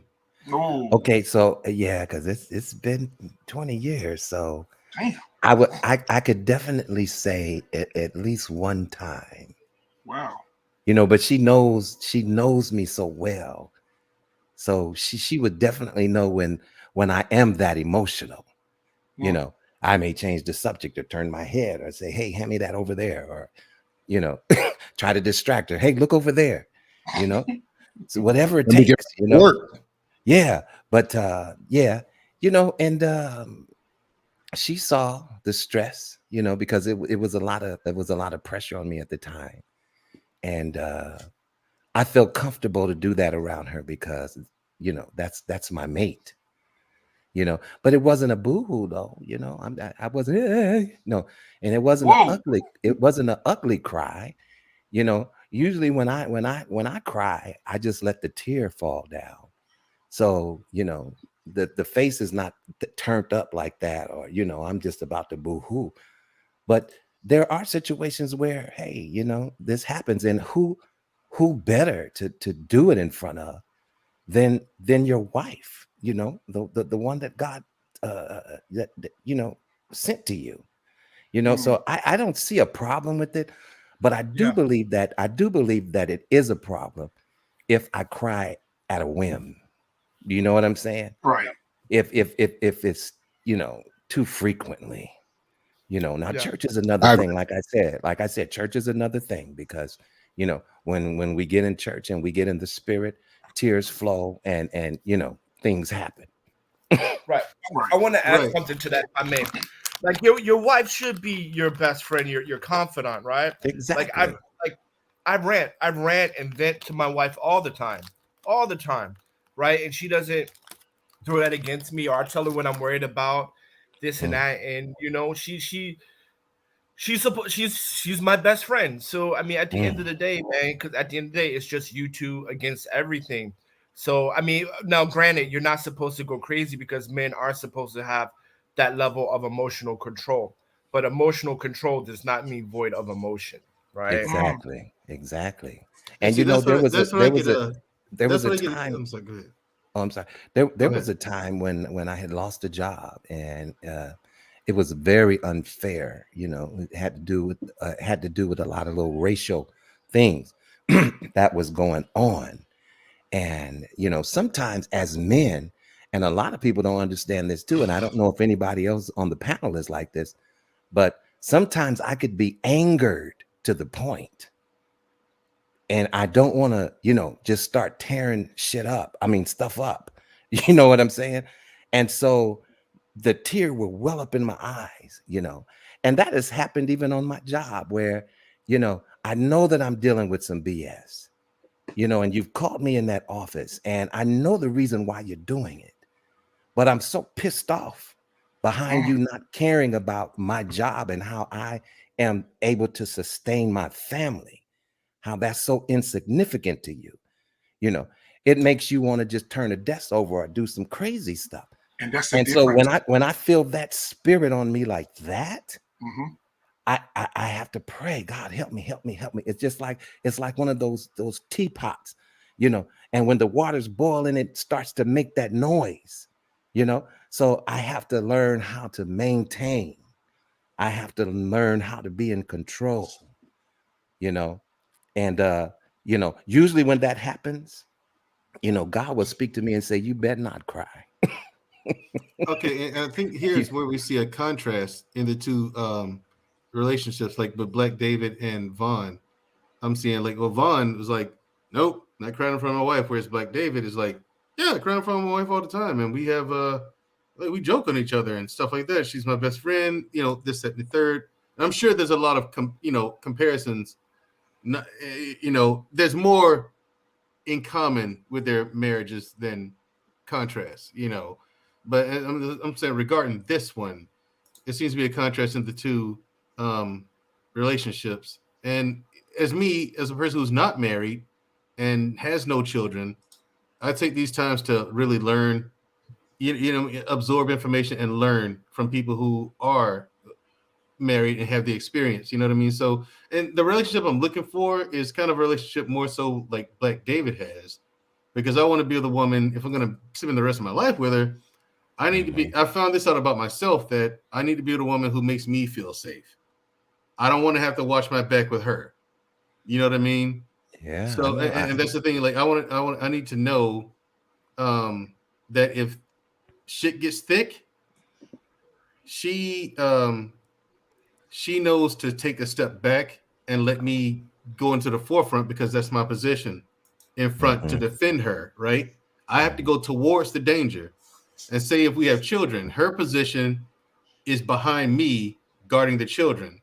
Because if, God forbid, whatever it is in front of us gets past me somehow, she's the children's last line of defense. I need to mhm. be able to, that kind of symbiotic relationship is something I'm looking for. And it seems like, it's probably another conversation, but it seems like the women I run into, they're not looking for that. They just need me to be what they want me to be, and what I need and what I want, it doesn't really matter, you know. So my thing is like, okay, for guys who don't, my question is, the guys who don't cry in front of their wives, honestly, why not? For one, and number two, does the reason have something to do with fear or how your wife would look at you? You know, something to that effect. I mean, what is it about you that makes you? Yeah, exactly. Okay. Oh yes. All of them. Yeah, no. It's So, based on your hold on, upbringing. Yeah, hold on, like that. 1 second, because I have to ask this question real quick. I'm gonna let you get in there. Tommy B, have you ever cried? Hey, can we give him full screen? I need to see his full face. Oh man, Uncle Tommy B, Tommy baby. B, have Uncle you Tommy ever B. cried in front of one of your mothers of your children? Have you cried on her chest? Have you cried in front of her? Have you cried, showed any emotion? Never in front of any woman ever. Other than, relationship wise. I'm sorry. Come on, don't cap right now. You wearing that cap I on top of that? I believe it's a black man. Black David. When I lost my grandparents, I wasn't with nobody. Outside that, I ain't really had nobody in the family that. I'm gonna auction off your tears. Somebody want to pay to see? Hey, no, I don't say I never cry. I said like when I be in the truck sometimes. I be having moments in the truck where I be like bored, or like certain songs come on and shit. Like man, oh man, well, some of that Anita Baker come on, it's over, huh? No, like my grandfather's funeral was Dance with My Father Again. Man, I was about to say it. I was about to say that one. That one, and I'm going up a yonder. You know, so I'm going up a yonder. That song, I'm going up a yonder to be with the Lord, man. Man, you know what though? It's a couple of them, little tear jerkers. Yeah, and the reason those songs are so profound is because it attaches you to the emotion you want with your father. Seriously. And then Luther, was it Big Luther or Little Luther that did that one? Because it was Big Luther. Tommy said Little Luther. Hey, there is a difference now. There's a difference. Because that was later on in his career. Like, Big Luther was early in his career. Yeah, that's right before he got sick. But Luther would just sit back in a chair and just blow everybody's mind. When I first heard it, my mama was like, "That Luther still got it," and I said, "What's she listening to?" And I walked right in, and as soon as it hit me, it just. Back when I was a child, man, before life removed all the innocence. Dude, when they get to the Father will lift me high, I'm out the room already. I can't even get to that part. I don't even want to get to that part, bro. And see, the thing is, for me, it's complicated because music don't hit me the way it hits everybody else. Like you know what I'm saying? Like I've been accused of not having emotion, but the thing is, I have emotion. Song, dog. It's gonna talk about everything your ass doing. Be like, Tommy. Listen, I'm dead ass. Tommy is preaching the gospel. The nigga Plies got a song talking about his brother being locked up. Fucks me up. Right. I like just straight up. Like, and it's hood shit, but it's like he talking literally like directly to the shit that I go through with my brother being locked up. Fucks me up. And see, the thing with Mandrell is Mandrell would be the person that cries when the song come on and be angry with himself that he's crying. He's the one that'll be crying and punching the steering wheel. True. I can't even lie. I would if I started crying. Anytime I'm crying. As an adult. This ocular precipitation, man. Right. See, ocular precipitation, and you good. That's it. As an adult, when I've cried, every time I've been ocular precipitation.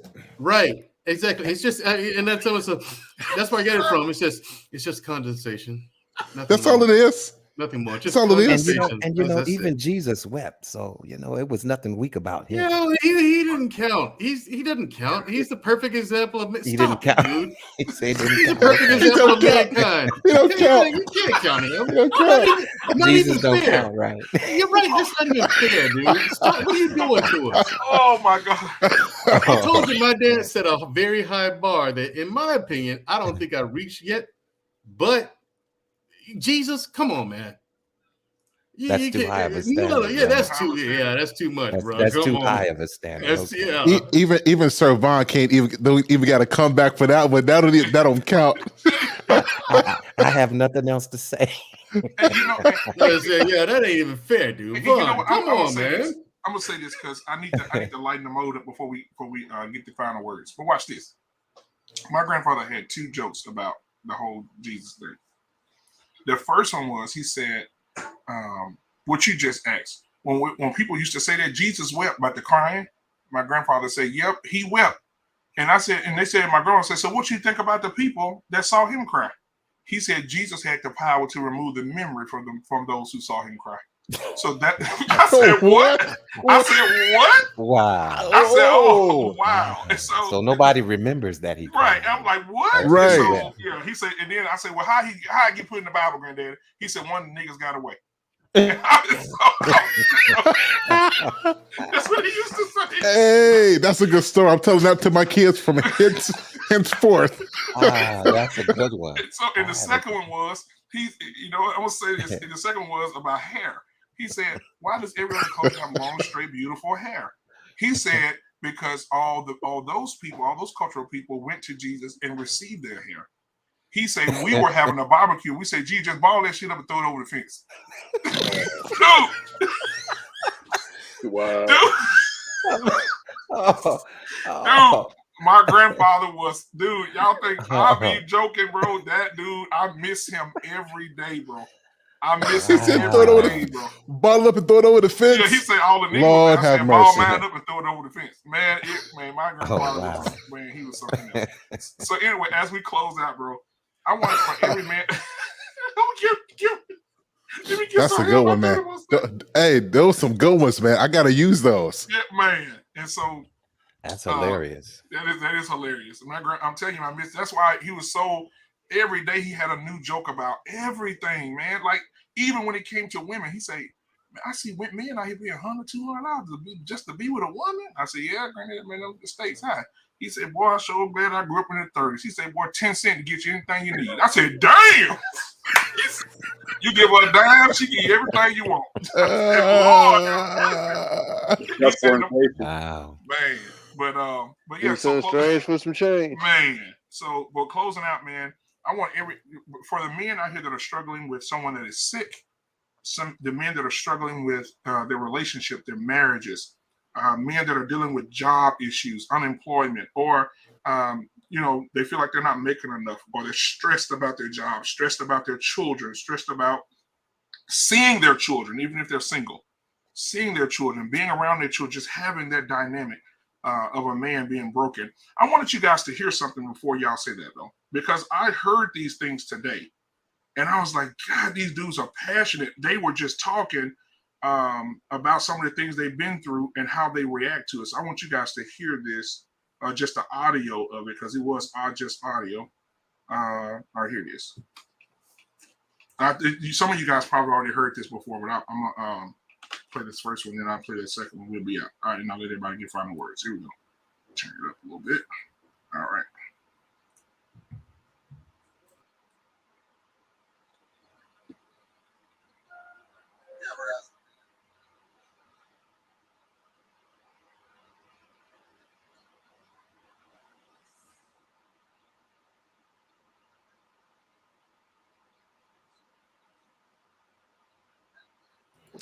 Hashtag black tech support.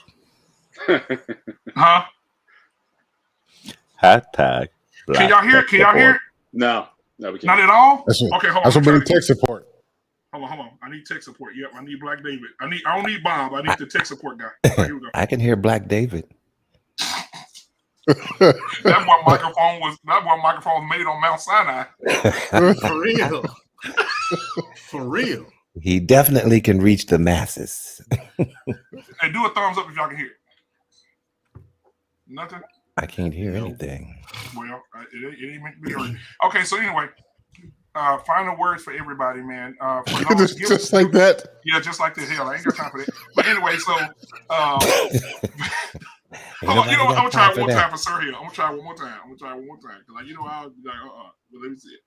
Let me see.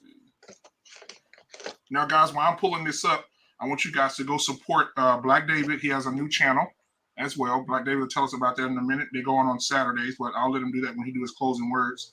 And then he'll also tell you guys about the bar mitzvahs and funerals and wakes that he does on weekends as Bob. So we'll talk about that. Wait a minute, Black David. Man, is he Jewish? And you still only have 80% cut on all the sales. Black Hill. Bob, wait a minute. Not robbing me, all right? Oh, don't get IRS on you right now. Did you hear? Did you hear Vaughn? Is he Jewish?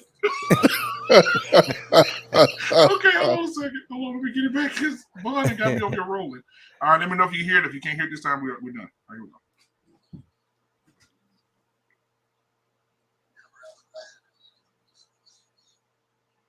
It's very faint. Very faint. Yeah. I'll load it up for next week. Anyway, so we'll start with let's see here, Dr. Vaughn. Not Dr. Vaughn. We're gonna start with Bishop Bryant first, and then we'll move to Dr. Bennett. Oh wow. Bishop Amen. Bryant, what advice would you give to men who are struggling with all type of situations, from marriage, kids, jobs? What would you give him if he's at the end of his rope right now and he has nowhere else to go? What do you give him? Wow. Okay. Realistically, I would definitely have to say that if it's something that you just find yourself where you can't cope and it's become so heavy to where you can't bear it, you don't know how you're going to even exist behind what you're going through, I would definitely suggest some type of counseling. Go somewhere where you can get some counseling and perhaps open up and express what it is that you're going through, because the more you hold it inside, it's just going to fester like a cancer. So yeah, I would suggest definitely. And then my other suggestion, I can't go without saying this part is, you have to, I believe, and what has helped me is, have a relationship with the Creator, a personal relationship, and whoever that creator is to you. Now I know who I believe in, but you need to kind of have a higher power, that you can pray and go to, so I would suggest that as well, but definitely counseling. And I would say reach out to somebody immediately. And if you have health insurance, believe me, there's hotlines that you can call and get service and get help, and that's just the natural aspect of it. We can always talk about the spiritual part, but the earthly part, yeah, definitely seek some type of help, man, because it's nothing wrong with that. Exactly. Thank you for that, Vaughn. I appreciate that, Bishop. So let's go to I'll do Sir Hale. I'm gonna have Dr. Bennett go last, okay? So Pastor, Reverend, the incomparable Sir Hale Speaks is in the building. Sir Hale, what do you have? I've got a word. No, so I think the first thing is, number one is we gotta be, man, let yourself be human. Because you asked a question earlier about what is it doing to you? What if releasing helps us to live longer? That's a real question. What if us opening up and having conversations and being strong enough to be weak for a minute around the right people helped us to live better and longer? So I'm encouraging us to allow ourselves to be that around our guys, around friends, and not to live this life as a lone wolf, as a lone ranger, but to have a wolf pack of guys that you can talk to and you could have moments with. I ain't just talking about just crime, but life stuff. I think we all need that. So if you're going through something, the first thing is to realize that you are not by yourself. You're not by yourself. Marriage, you're not by yourself. Kids, you're not by yourself. Life, you are not by yourself. You got people who understand you. And the way you get the help you need is by opening up and saying you need it, and being truthful. I also believe in prayer. Your faith has to be strong. And if anybody else fails you, one thing you can rely on is that God doesn't fail. And so that relationship has to be there as well. So that's what I encourage you to do. Have your people you talk to, have your relationship with God, and allow yourself to be strong enough to be weak in a safe space, because we all need that. Thank you so much, Sir Hill. I appreciate that. Amen. Amen. Amen. I mean, I'm telling you, boy, he brought it, didn't he? Well, Wait, what happened to Fiendish Dr. Wu? huh? Oh, he left. Fiendish So, Dr. Wu, he's gone? Yeah. So, yeah, he said. So, we'll go to Canadian-born Nigerian Bob. What? Hey, Vaughn, don't let you see Vaun. What you do? You make me laugh. Let me go on mute. Okay. Okay. Yeah. Okay. So, Bob, you tell us what advice would you give a man that's on the edge right now? Thank you, Black Pimp. As I would say, first and foremost, you need to surround yourself with a certain group of men that will keep you safe and keep you accountable. Because it's not, I'm telling you, I'm a witness. You don't want to hold too much into yourself and walk with it for so long because it can destroy you from inside out. For a person who did that for 20 years, it's by the grace of God I'm still here. I was blessed to have certain people in my life during a season, and I wish the Lord didn't take them away from me too soon. Find people that you can acknowledge, you can relate to, so you can have that space where you can unleash. If not, find something, I don't know, lift weight, exercise, take long walks. I did those things to control those things, but if you can, find a place you can go and just let it all out. Find a foundation, either be God or be anything, something, because you need something to keep you anchored. You need something to keep you sane, because as a man, as a black man, you're the most powerful thing on this earth today. You go to so much, yet all men go through so much thing, but as a black man, there's so much on you. They want you to fall. You're not allowed to fall. It's okay to fall out of it, but find that outlet so you can let it out. You can keep moving, because once you succeed, you find the right people to surround yourself with, it'll be beneficial to you. And Black They David, are stayed out there. one Yeah. more thing before you go. Can you please tell us how long you've been in the IT game? Okay, yet I've been in IT for 20 years. Thank you. I appreciate it. Thank you. Awesome. All right, so let's go to let's see, Tommy B. Somebody calls you right now. They're on the edge, man. They're at the end of the rope, right? I'm tired. I'm fed up. I want to delete myself. Something. I'm about to do something to me or somebody else. What do you say? What do you have? What words do you have for them? Yeah, that's pressure. Shit. Shit. I don't know. Is it like a stranger or a friend or? Yeah, it can be either one. Yeah, it can be either one. Just you can choose. That's right. I mean, only thing I can think of is just trying to encourage them on why doing it or why isn't it worth it or whatever. I mean, that's some deep shit. I don't know. I don't know if I could just come off the top of my head with something to say. I'm sure if I was in the moment, I'd be able to, say something. But that's kind of rough. Just trying to think off the top of the head what I would say in that situation. That's a nut situation to end up in. So. Tommy, I'm struggling with my kids, man. I am depressed and I lost my job. Oh shit. Yeah, it's tough, and it's deep because you could be at home one night in your bed, sleep, and 2 o'clock in the morning, your phone can ring and you can hear that. What you gonna say? I mean, it can all fall apart. Yeah, it's like one of those just in the moment type of things. I think just, I mean, that's the only thing I could think of because I mean, like my homeboy called me about his divorce. Before then, I couldn't tell you what I told the dude that was going through a divorce. It's just kind of when he called me, I kind of, I chopped it up with him. So, but I'm sure it'll be something leaning towards, explaining to them, what they have to lose or whatever if they make that decision. But it's nothing I could think of just off the rip. Like, oh yeah, I'll say this, this, and this. Like, You gonna leave me hanging? what you mean? Stop. Like, Chill out. Chill out. Look, he over here bugging me now. Hey. I don't know, Sale. I thought we was friends, Tommy. God, dog. I done lost my job. My girl done walked away. Oh no. Shit. Sounds like you got a lot of free time. It's Friday. You ain't got shit to do. Yeah, is that Marcus? Hey, I ain't would have come like that, but I mean, shit. Nah, let me not say that. This is a serious show. It seems like Tommy's in the hot seat right now. Cause me as a friend, I'm not really like an appropriate friend. Like if I had heard that, we'd have been on some other shit.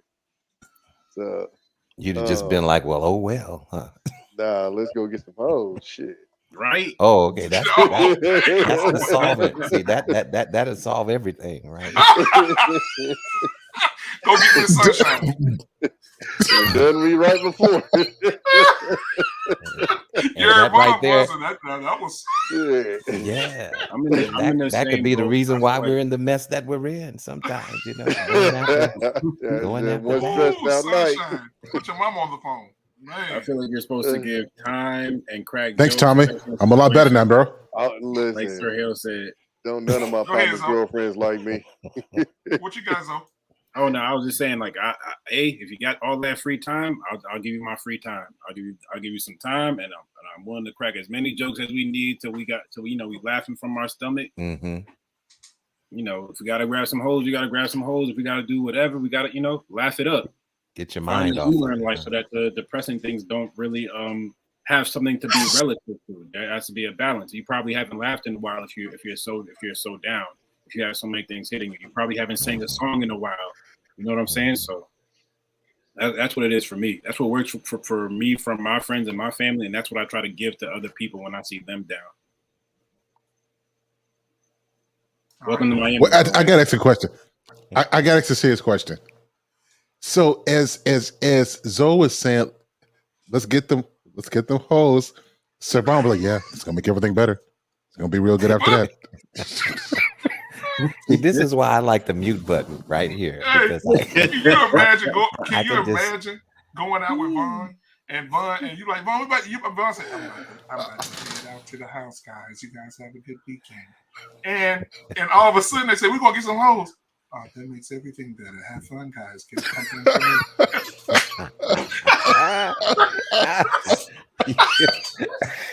right. Get a pump in for me, guys. Go ahead. Have your way. Have your way tonight. Yeah, go do your thing. Go do your thing. Oh my goodness, that is hilarious, bro. So Mandrell understood the assignment. He went and got some pussy. Oh.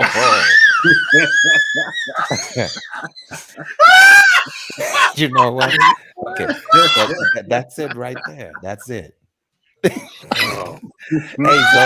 Zoe, you got in for that one, man. You got in for that. Zoe, you got in for 100 points for that one. Yeah, you get 100 points. Oh Lord, have mercy. Other than the pussycat on your shoulders. I'm gonna mute my mic. Hey, Mandrell. That was great. What's up, man? And I said, Mandrell, I'm going through in my marriage. I'm going through with my job. I got so much stuff going on, man.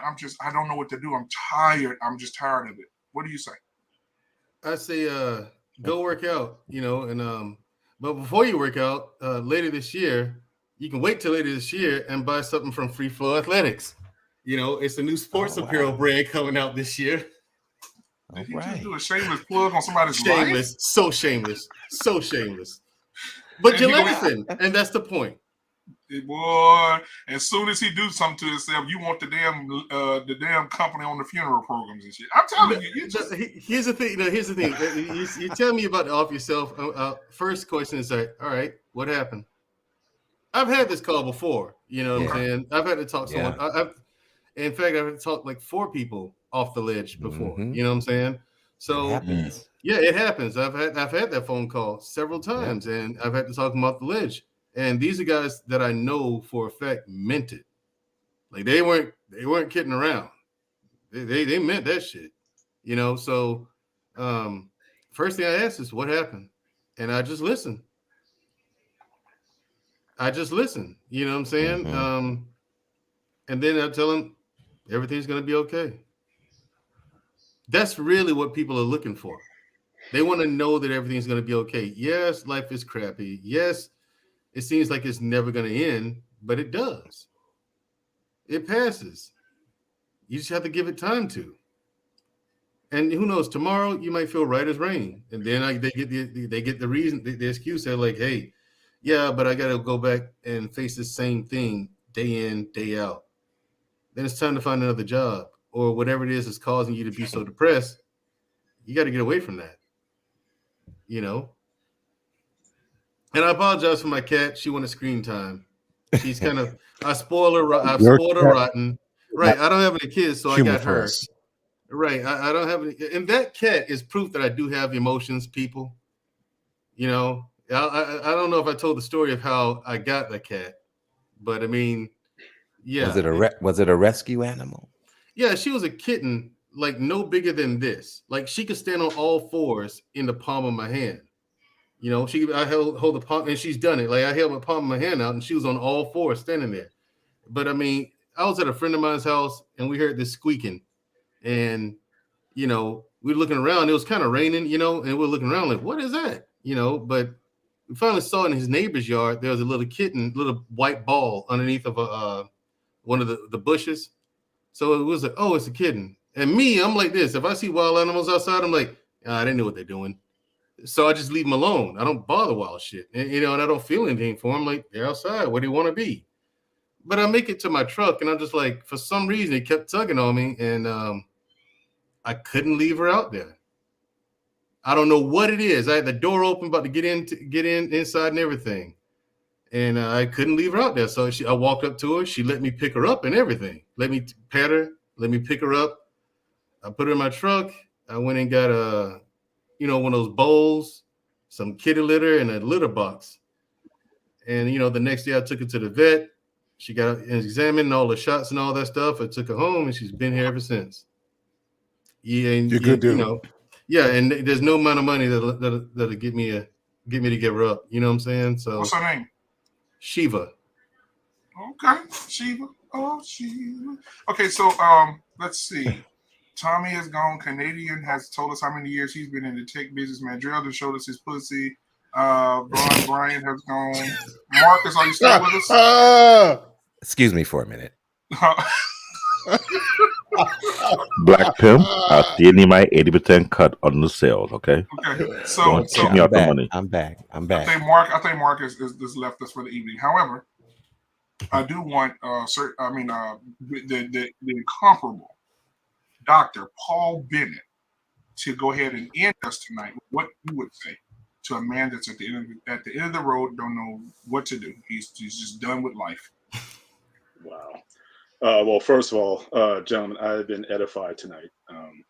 Wasn't sure what to expect when I came in here, but this has been a blessing in so many ways. And the more I see these spaces and how Black man, how you're using it, I believe this is a gift, and I encourage you, I implore you to keep using it to glorify God, because I think you're doing godly work here. I had a message for Brother Sir Hale when he came in. He talked about these helpers, those who are always giving but never receiving. And that was just on my mind tonight. Also hearing Tommy when he was talking, and I just encourage those, helping the helpers, those who have a heart and compassion for others. Give yourself that same blessing. Allow people to be a blessing to you. And I truly believe that there are people out there who are just, especially because of the work that you're doing and what you have done for so many people, that there are those that I believe, just in my faith, that God has for you that want to be a blessing to you. But again, they won't know that until you open up. And so, so I know what it's been like to be there. But I just want to encourage the helpers tonight, those who God is empowered to offer assistance to people, that you go out and seek that same help, that, if you need to express yourself, that please go out and do so. A couple quick points I just want to make. So that was one. Second one, again, in the emergency situation, I just go to them if I can. if you talk about a friend who's in peril, he doesn't really have to be a friend, but he's in peril. If I can meet them, I want to meet them. So it could be that, again, that 2 a.m. phone call. If he's close, let's meet at the diner. Just get up, just get to the diner, and we'll just. So I'm married, so I'm not getting the women or anything like that. But we're getting, let's meet face to face if we can, and let's just try to talk it out, or just to give you the opportunity to express yourself. I may not say a whole lot at all, but I want to give you that space and forum just to express whatever it is that you need to be expressing. And so that would be the immediate thing would be to getting with that person face to face as quickly as I could. As far as overall long term, I think we really have to do this deconstruction of what manhood is. As I started out with, who is telling us what a man is supposed to be? Who is the authority on that? And if there is an authority, then is what we're being taught today, is that in line with that those common notions, those common themes? If not, then we need to deconstruct that. We need to get away from that mindset. What's telling us I don't want to be a burden to someone? What's driving that? We really need to do that deep dive to break some of the. We talked earlier about this generational trauma, but again, there's also generational in terms of how we're raising people, how we're raising men not to be affectionate towards their children, not bearing their emotions towards their children. We need to start breaking the cycle of some of that. If we really want more positive outcomes, more people who are whole, more people who are more sons and daughters who are raising hopefully a better generation than us, we need to do that deconstruction. And last thing I'll say is when it came to I never did get a chance to answer the question about do you cry in front of your wife? I only did that once. There was two things. There's one, crying from external forces, stresses, other family life and other situations, career related, that can get you frustrated and cry. But then there's also when you're in conflict with your wife. That I think that's another matter. So I can only recall maybe one time where I really cried in front of my wife. And part of it had to deal with this theme tonight, as far as not asking for what I wanted. I know a lot of us, we talk about like 5 love languages and whatnot. Now, I'm certainly that acts of service type of guy. I don't need to hear that I'm loved every day or anything like that. But I need to hear it once in a while. Now, my wife is the same way. She's an act of service type of person. She's really not the most expressive, the most emotional with her words and everything. But one day I just kind of broke down and I said, I kind of need to hear it once in a while. And I was just very honest. I was just very transparent. Yes, I don't need to hear it every day. I don't need love notes. I don't need the honeys and the boo-boos and all that stuff, type of stuff. But I just got to a point where it's like, you know what? Every once in a while, I need to hear it. And I really just broke down at that point. I think that was the only time that happened. So I say that to say that if you're holding it in, if that's what you need, and it doesn't matter, your emotional level or what have you, if that's what you need, that's what you need. So as a man, if you need that from your wife, if you need that affection from your wife, if you need that assurance, if you need those words of affirmation from your spouse or from the people around you, you're better off expressing it. And then you got to get to a point. The last thing I'll say is you got to get to a point where you don't care. And again, I guess I've been too much trauma and things to my life, so I get to a point where I'm not trying to impress anybody anymore. So, I am who I am. If I feel I need to cry, I'll cry. If I need to give someone a hug or whatever, or if I have it, I'm just going to express myself because I've gone through too much to really care about what other people are going to think about how I'm feeling about something. But if I got to get it off my chest, I get it off my chest. But yeah, I mean, so I think this silence thing, when as men, when are we going to break? When we're going to break it? Hopefully, a channel like this could be an inspiration, so that men can express themselves. I love the commentary that was offered earlier about my Mexican brother with his father and whatnot, and just seemed like things just unresolved there. But you saw the emotion that was there. And so I would just encourage, men, just, I know it may sound difficult, but again, you don't know what's available to you when you give yourself the opportunity to invite people to be a service, especially if you're the one who's doing the serving. There's a whole boatload out there for you if you just go and ask for it. We don't have because we do not ask. And I think that's how I like to end it today. Thank you for the opportunity. Absolutely, man. Thank you for those words, brother. Man. Awesome. Yep. That's why you had to go last, brother. Fantastic. And I think I'm going to do an episode on the manhood solution. The solution to manhood. You know, that's going to be an episode on because I'm sure you guys know that by now. Black Man Unfiltered is kind enough to give me space on this platform. Awesome. You know, on Wednesdays at 8:30. So, on this first episode is going to be, you know, the first episode. You know, but after that, next episode is going to be the following weeks are going to be about solutions.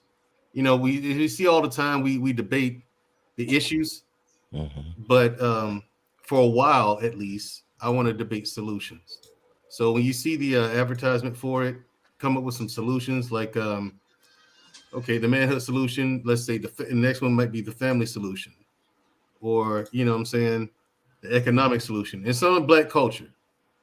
So think of solutions in terms of Black culture. What are some solutions you can come up with regarding that topic? You know, so you come on the show. Hey, here's some solutions I found. You know what I mean? Because there's no one silver bullet that's going to fix everything. It's going to take a multi-pronged approach, and we have to do it all simultaneously. You know what I'm saying? So I think, yeah, because like you said, Paul, we have to redefine manhood. I think there's a big misunderstanding with that. Like people don't know what a man is anymore. So everyone has their own idea of what a man is, and I think that's why, that's why I asked that question earlier. Why do you guys don't cry in front of your wives? You know, and you got is it fear or whatever the case may be? And a lot of guys said, yeah, I don't want her to, you know, look at me differently, you know, and so I understand that because that's why I don't cry in front of girlfriends. You know what I'm saying? I don't want them to lose respect for me. I mean, it's one of those things in society where men are not supposed to cry, but okay, how do we fix that? Absolutely. Well, ladies and gentlemen, gracing us with her presence this evening, the queen herself. Yeah, let me give it to her. Here we go. Our solicitor security boss is in the building tonight. It's good to see you. How are you? I'm doing good, guys. How are you all? Doing well. I want to say first, pretty good. Pretty good. all you men right now, I appreciate every last one of you. All right. I appreciate you too. Thank you. No one told you that today. Okay. All right. Appreciate it. Thank you. And why you can't cry with your woman? Because she'll never look at you the same. Oh, ever. That's not true. Yeah, it is. Okay. So you, Mr. Boss, you might cry in front of you, security boss. Yes, he can. If he needs to, he better cry. That's the general consensus. Look, I don't want him to go out. I don't want him to get in the car and have to drive fast and be, you know, erratic and do something crazy to some random. So he better cry at home so he can save his life. You know, I'd rather he do that than to take it out on someone else or to lose it later on. You know. Well, let me ask you this. Before I ask you, I'm gonna go. Miss Creative is trying to do the same work you're doing, security boss. I'm gonna put their comment down here. Hey, Miss Creative, how are you? She said, "Black Man Unfiltered Network, get Mandrell married. He really wants it." And look at my reply. Look, but I was trying to get her. Like I was trying to Look at his reply.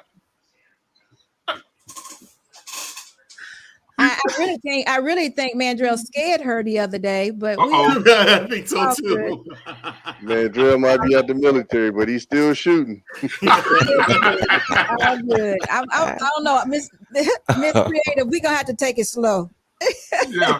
So, security boss, how dangerous is it for men to suffer in silence? Your thoughts? I think it's I think that's why why you hear so much about deletion. I think it's when also you hear so often that the least little bit of things set them off. You know, when you hear that and you're like, I heard Tommy say it before. I was operating, I was fine, I was doing everything. Nobody knew that I was suffering. And then all of a sudden something happens, and then it's just like, bam, here it is. You got examples like Kanye, you know, he like we need to hurry up and get him off the cliff, things like that. So I just think it's very dangerous to suffer in silence. And if you need to cry, if you need to throw something, do it. Don't suffer in silence. It doesn't make sense to do so, but you got to have somebody that can talk you through it, and somebody that can care for you, and that you can trust. It's definitely a trust issue. Right. To be fair, yeah. Can we just this one time let him fall off? No. Why not? It's just one, just Kanye. Can we just let him? Goodness. I don't know what this thing is with him and Kanye. But let me ask you this, security boss. Please, security boss.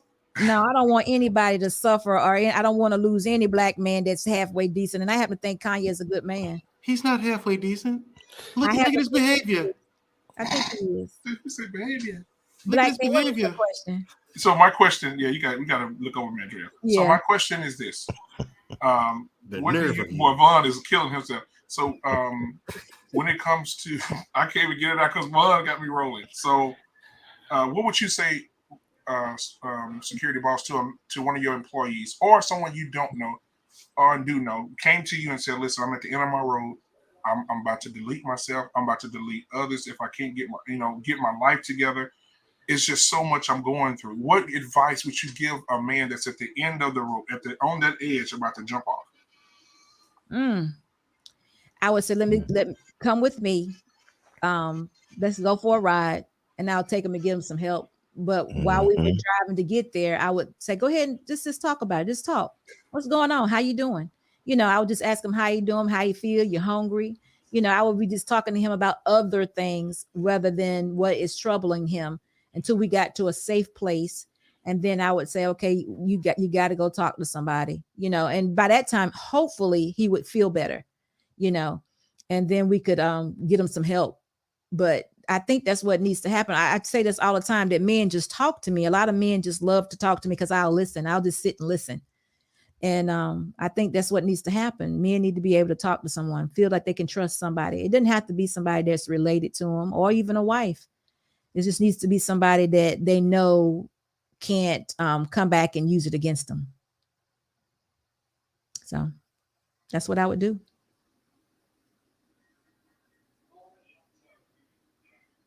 I can't hear you. You're muted.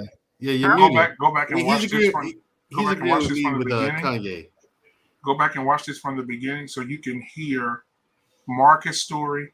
You can hear the men really open up tonight and really talked about how they grew up, how their fathers were, right? And how they want to change the narrative. We had men on the platform that says, we don't cry in front of our children. It's unacceptable to let your children see you emotional, right?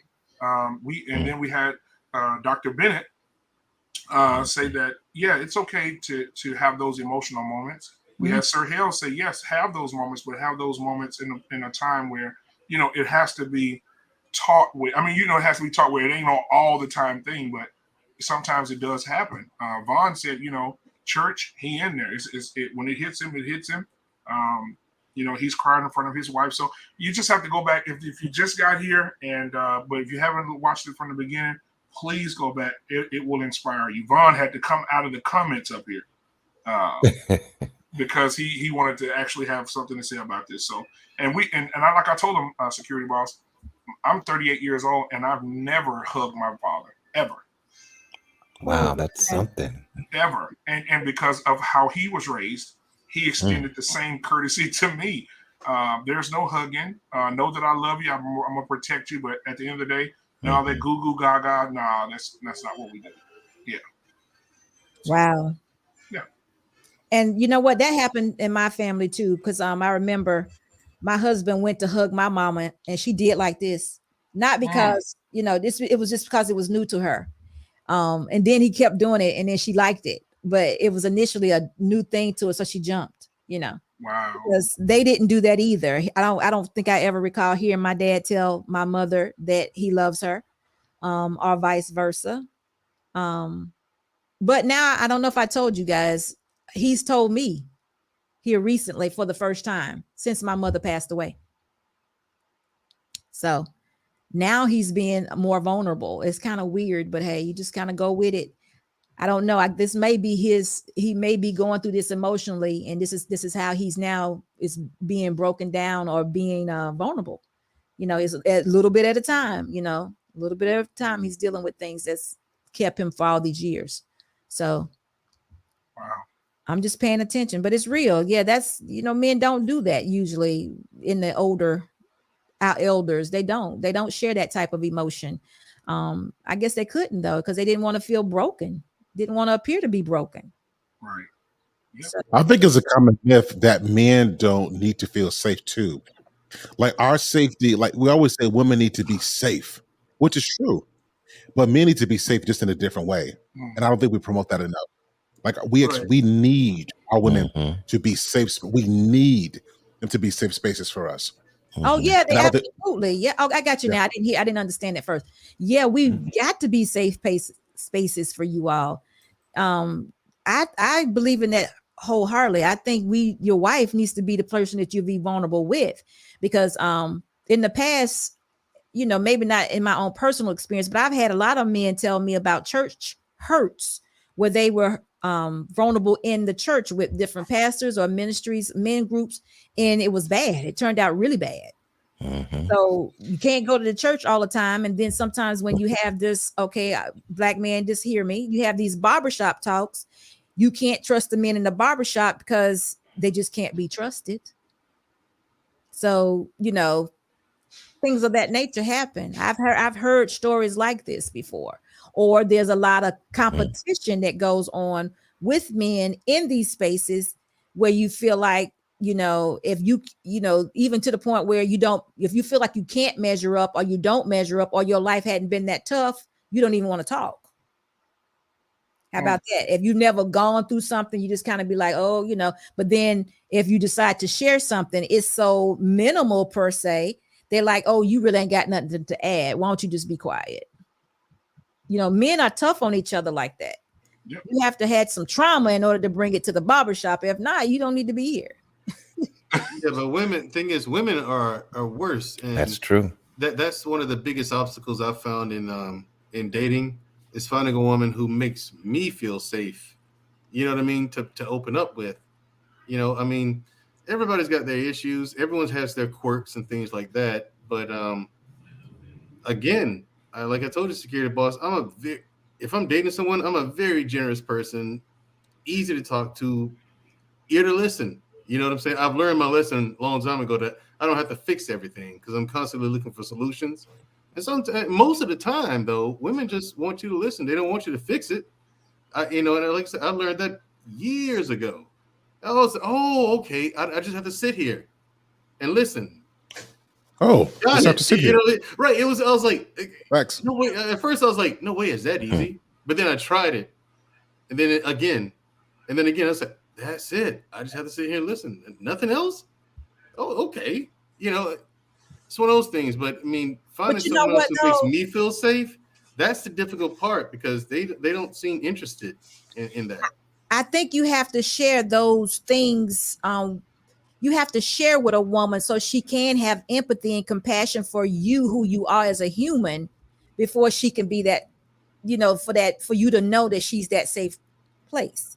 Because if you always tough on the exterior, all about solutions, always showing up being the man, how would she know what you need? You have to show her sometimes that I'm lacking a little bit right here in this area, or maybe this happened to me when I was younger, or whatever the situation is. You have to share that so she can have that understanding of who you are as a person, and then a man. You can't always be the man, y'all men's men, then you're in the gym lifting weights every day. So all you see is this tough guy. I'm going to put more on you than take it away from you. Whereas we need to be taking some of it off of you, as far as the feelings and being compassionate towards who you are as a person. That's getting to know you. If you don't let me get to know you, then I don't know where to go. You have to share these things. You have to be willing to share. Here's the thing, like, if I'm serious about someone and I'm vetting them for marriage, like really think about marriage, I'll tell them, hey, listen, before we go to that step in marriage, I'd like you to hear about my experiences in the military. You know what I'm saying? And then to this day, without fail, they have all refused. And so for me, in my mind, that's where the relationship ended, because it has nowhere else to go. From my perspective, I can't take it any further than this. Where we are now, wherever that is, I can't take it any further, because I got to be able to share that part with you. And I prefer the person not to judge me, but if they do, they're human too. You know what I mean? But it's something that's a part of me just as much as my ears are. Well, maybe you know you should start out, maybe you should start slow. Maybe you should start. Well, yeah, it didn't happen. It didn't happen in the first month or first. No. I mean, with who you are, because like not everybody chooses to go to the military. So maybe I need to learn who is the person that chose to make the decision to go to the military first. What kind of boy were you? What did you like as a child? Did anything, what influenced you? Usually there's always one story that happened in childhood that everybody remembers, and only you all remember it. Start with that story. That was way before the military. Start with that because see, that really impressed you. That shaped you. Give her that to see how she responds, and then maybe graduate to something else, another story that really impressed you. Everybody normally has at least one story that really impressed them, or something that happened that their mother did to them, that their daddy did to them, or whatever, the neighbor did, or whatever. Something that impressed them as children that they have not forgotten. It could be back until 3 years old. They have not forgotten what happened, how they felt, none of that. Start there and then see how it works before you bring them all the way to the military, because the military might be tough. That's a lot. Yeah, because like my dad, like I was talking about my father earlier. Now, he was a substance abuse counselor by trade, right?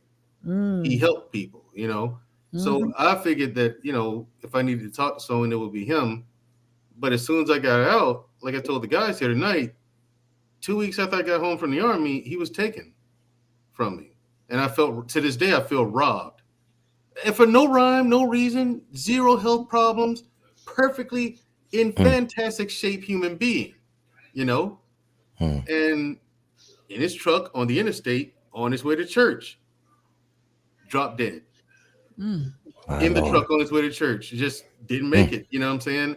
And I figured from the information I have, here's what I estimated. I think that he knew something was wrong with him, so he pulled off into the median, off the interstate, so he wouldn't crash into any other cars. But now, how much time he had, I don't know. The doctor said whatever caused him to die, it was instantaneous. Like it was so fast he couldn't have felt pain. Like not possible. And I was like, wait a minute. So he was on the interstate going 75 miles an hour, hit nothing, ended up in the medium. See, I knew he was strong, always. You know what I'm saying? But yeah, that was a bull. Okay, so of a human. And like I told the guys, he was the bar for me. And at his funeral, listen, we could have sold tickets and been millionaires. There were so many people, and I had no idea that many people even knew who he was. The mayor showed up and made a speech at his funeral. I didn't even know he knew the mayor. Wow. So, you know what I'm saying? So, and I thought he was going to be the person that I talked to and came out about stuff like that, but nope. And did you cry? Did you cry, Mandrell? Not that day, not that week, not that month, but later on, a few months down the road, yeah. I hate to say this, but you can still talk to him and he still can be that one. So it's not. But you can't talk back. That's what you say. Try it. And I got one of those mothers who's she's still her. It'll be fine. You'll get over it. You know what I'm saying?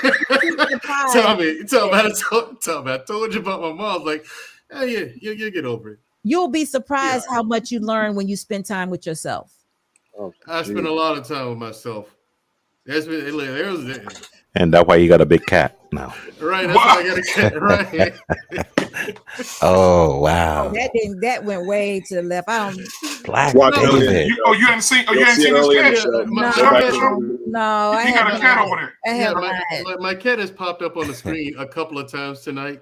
I was just talking about. To be seen.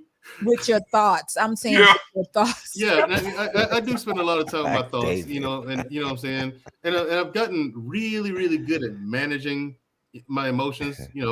That just kind of came with the job I had. Well, jobs that I had. You know what I mean? You have to manage your emotions. You have to know when to deal with this, and right now focus on what's going on here. You know what I mean? And but yeah, dealing with it now, that's part of the reason why I stopped working, just to deal with mental health. When I noticed that, listen, I got a serious problem here. So yeah, that's when I went to the VA, started mental health, treatment for PTSD and stuff like that. Been doing it ever since. So I mean, and even though I feel better, I feel like I'm fine, I still go. You know what I'm saying? So yeah, that didn't stop me from going. I still go, and I think I'm gonna go for years to come. But again, finding someone who's willing to go through that, to work with it with you, is the challenge. It's the biggest challenge, because again, I've had relationships where they make it almost to the distance, but then there's things that they don't want to deal with it, and I'm like, no, that's a part of me. And in order for us to go further, you're gonna have to know this. Do I want to know it? I don't know, but I'm gonna share it with you. No, I don't want to know. Never mind. I'm like, oh, okay. Mm. And I've had yeah. So that's the thing there. I mean, the wonderful and lovely security boss, thank you so much for coming in tonight and giving your words of encouragement. Yes. As well as the rest of you guys. Mandrell, Vaughn coming up out of those comments. Marcus for that real touching story Marcus gave us. Good God. Oh Yeah. my God. Yeah. You have to go back and listen. Yeah. Not seeing your dad for 5 years. Oh Yeah. my God. Yeah.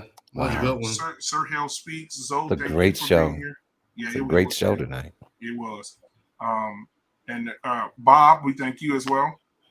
The security boss, if you don't know who Bob is, that's Canadian. That's Black David. We renamed him. I thought he was a stripper. I thought that was the stripper. His stripper name is Bob. It's Bob. B-O-B. It stands for Big All Baby. And that one, you're the black pimp. See, there you go. Oh my God. Okay. Anyway, so love all of you guys. Thank you, Mandrell. Canadian. One second. I want to say this. I wanted to tell Vaughn. Vaughn, we heard you last night when you were speaking to JB. Yes. And you were very inspiring, and I appreciate Thank you speaking up for us. Wow. I'm so glad that someone said that, because, I don't want to be taken the wrong way. And I know that there is an age gap there, but I did go back and listen to the stream, because I wanted to figure out, is there a different approach I could have taken, or, what was the disconnect? But when I looked at it, and I looked at it a few times, excuse me, and it was okay. It's just, I hope that the conversation could continue. That's what I hope. The only thing you could have done differently was just to be quiet and listen and not have anything to say. Okay. And that wasn't an option, though. That's not an option. You have to, you're a person and you have an opinion, and you've done it before. You've been there already. Yeah. Well, thank you for that. I appreciate that. Black Man Unfiltered, please don't forget the email, sir. Oh no, I'd like to touch bases with you, concerning moderation and things that be going on in the chat.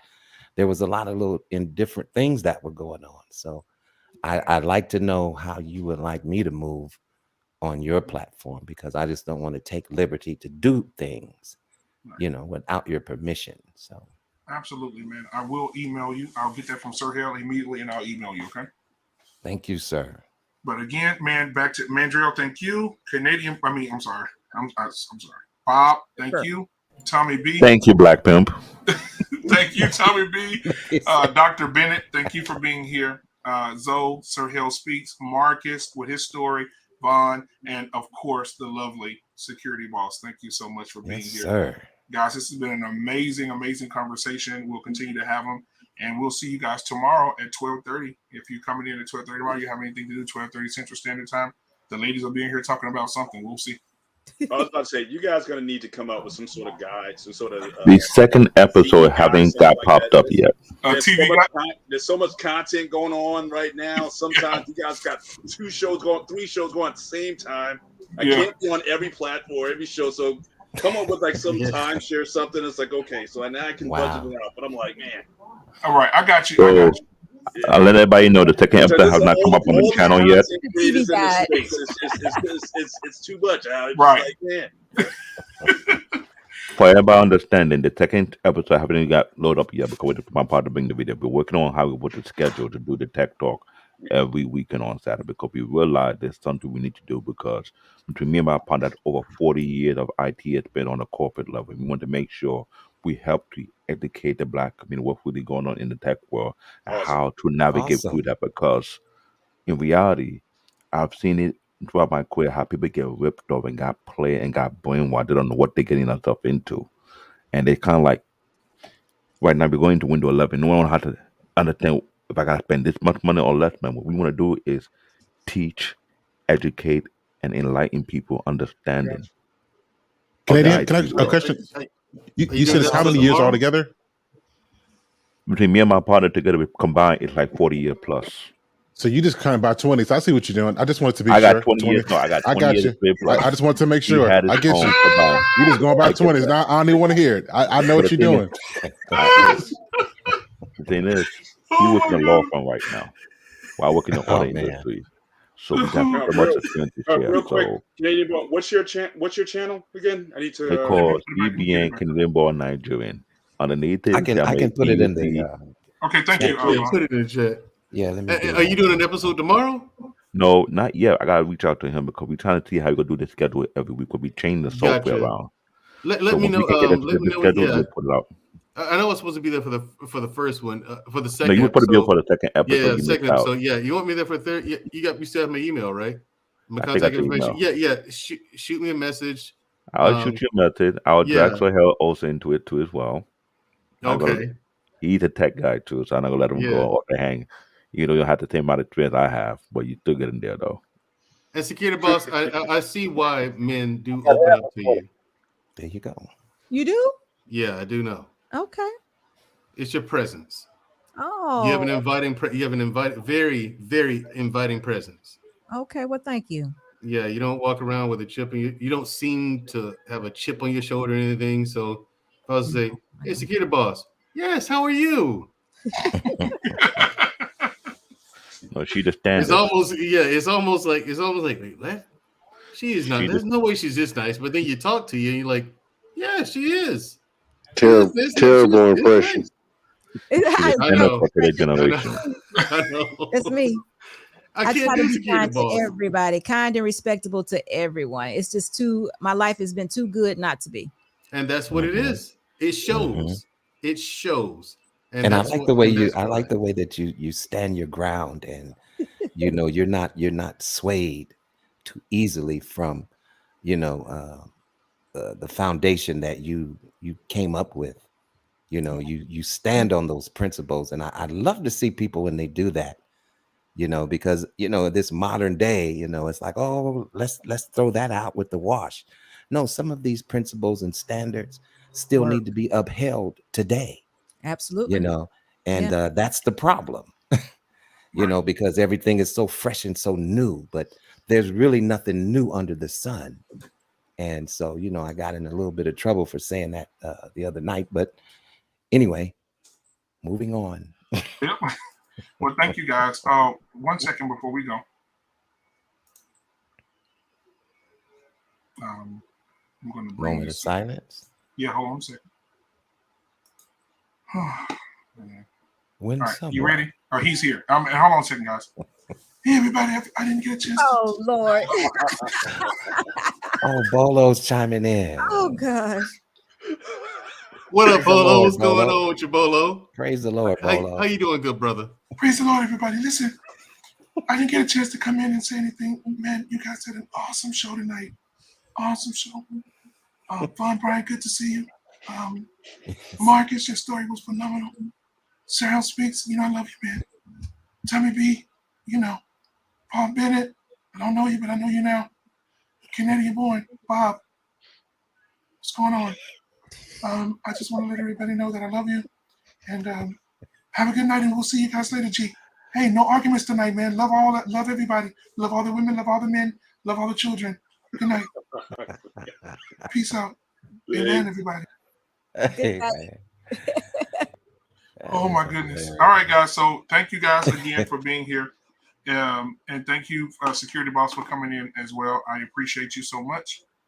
That's it, man. Thank you guys. We'll be back here tomorrow at 12:30 Central Standard Time with the ladies.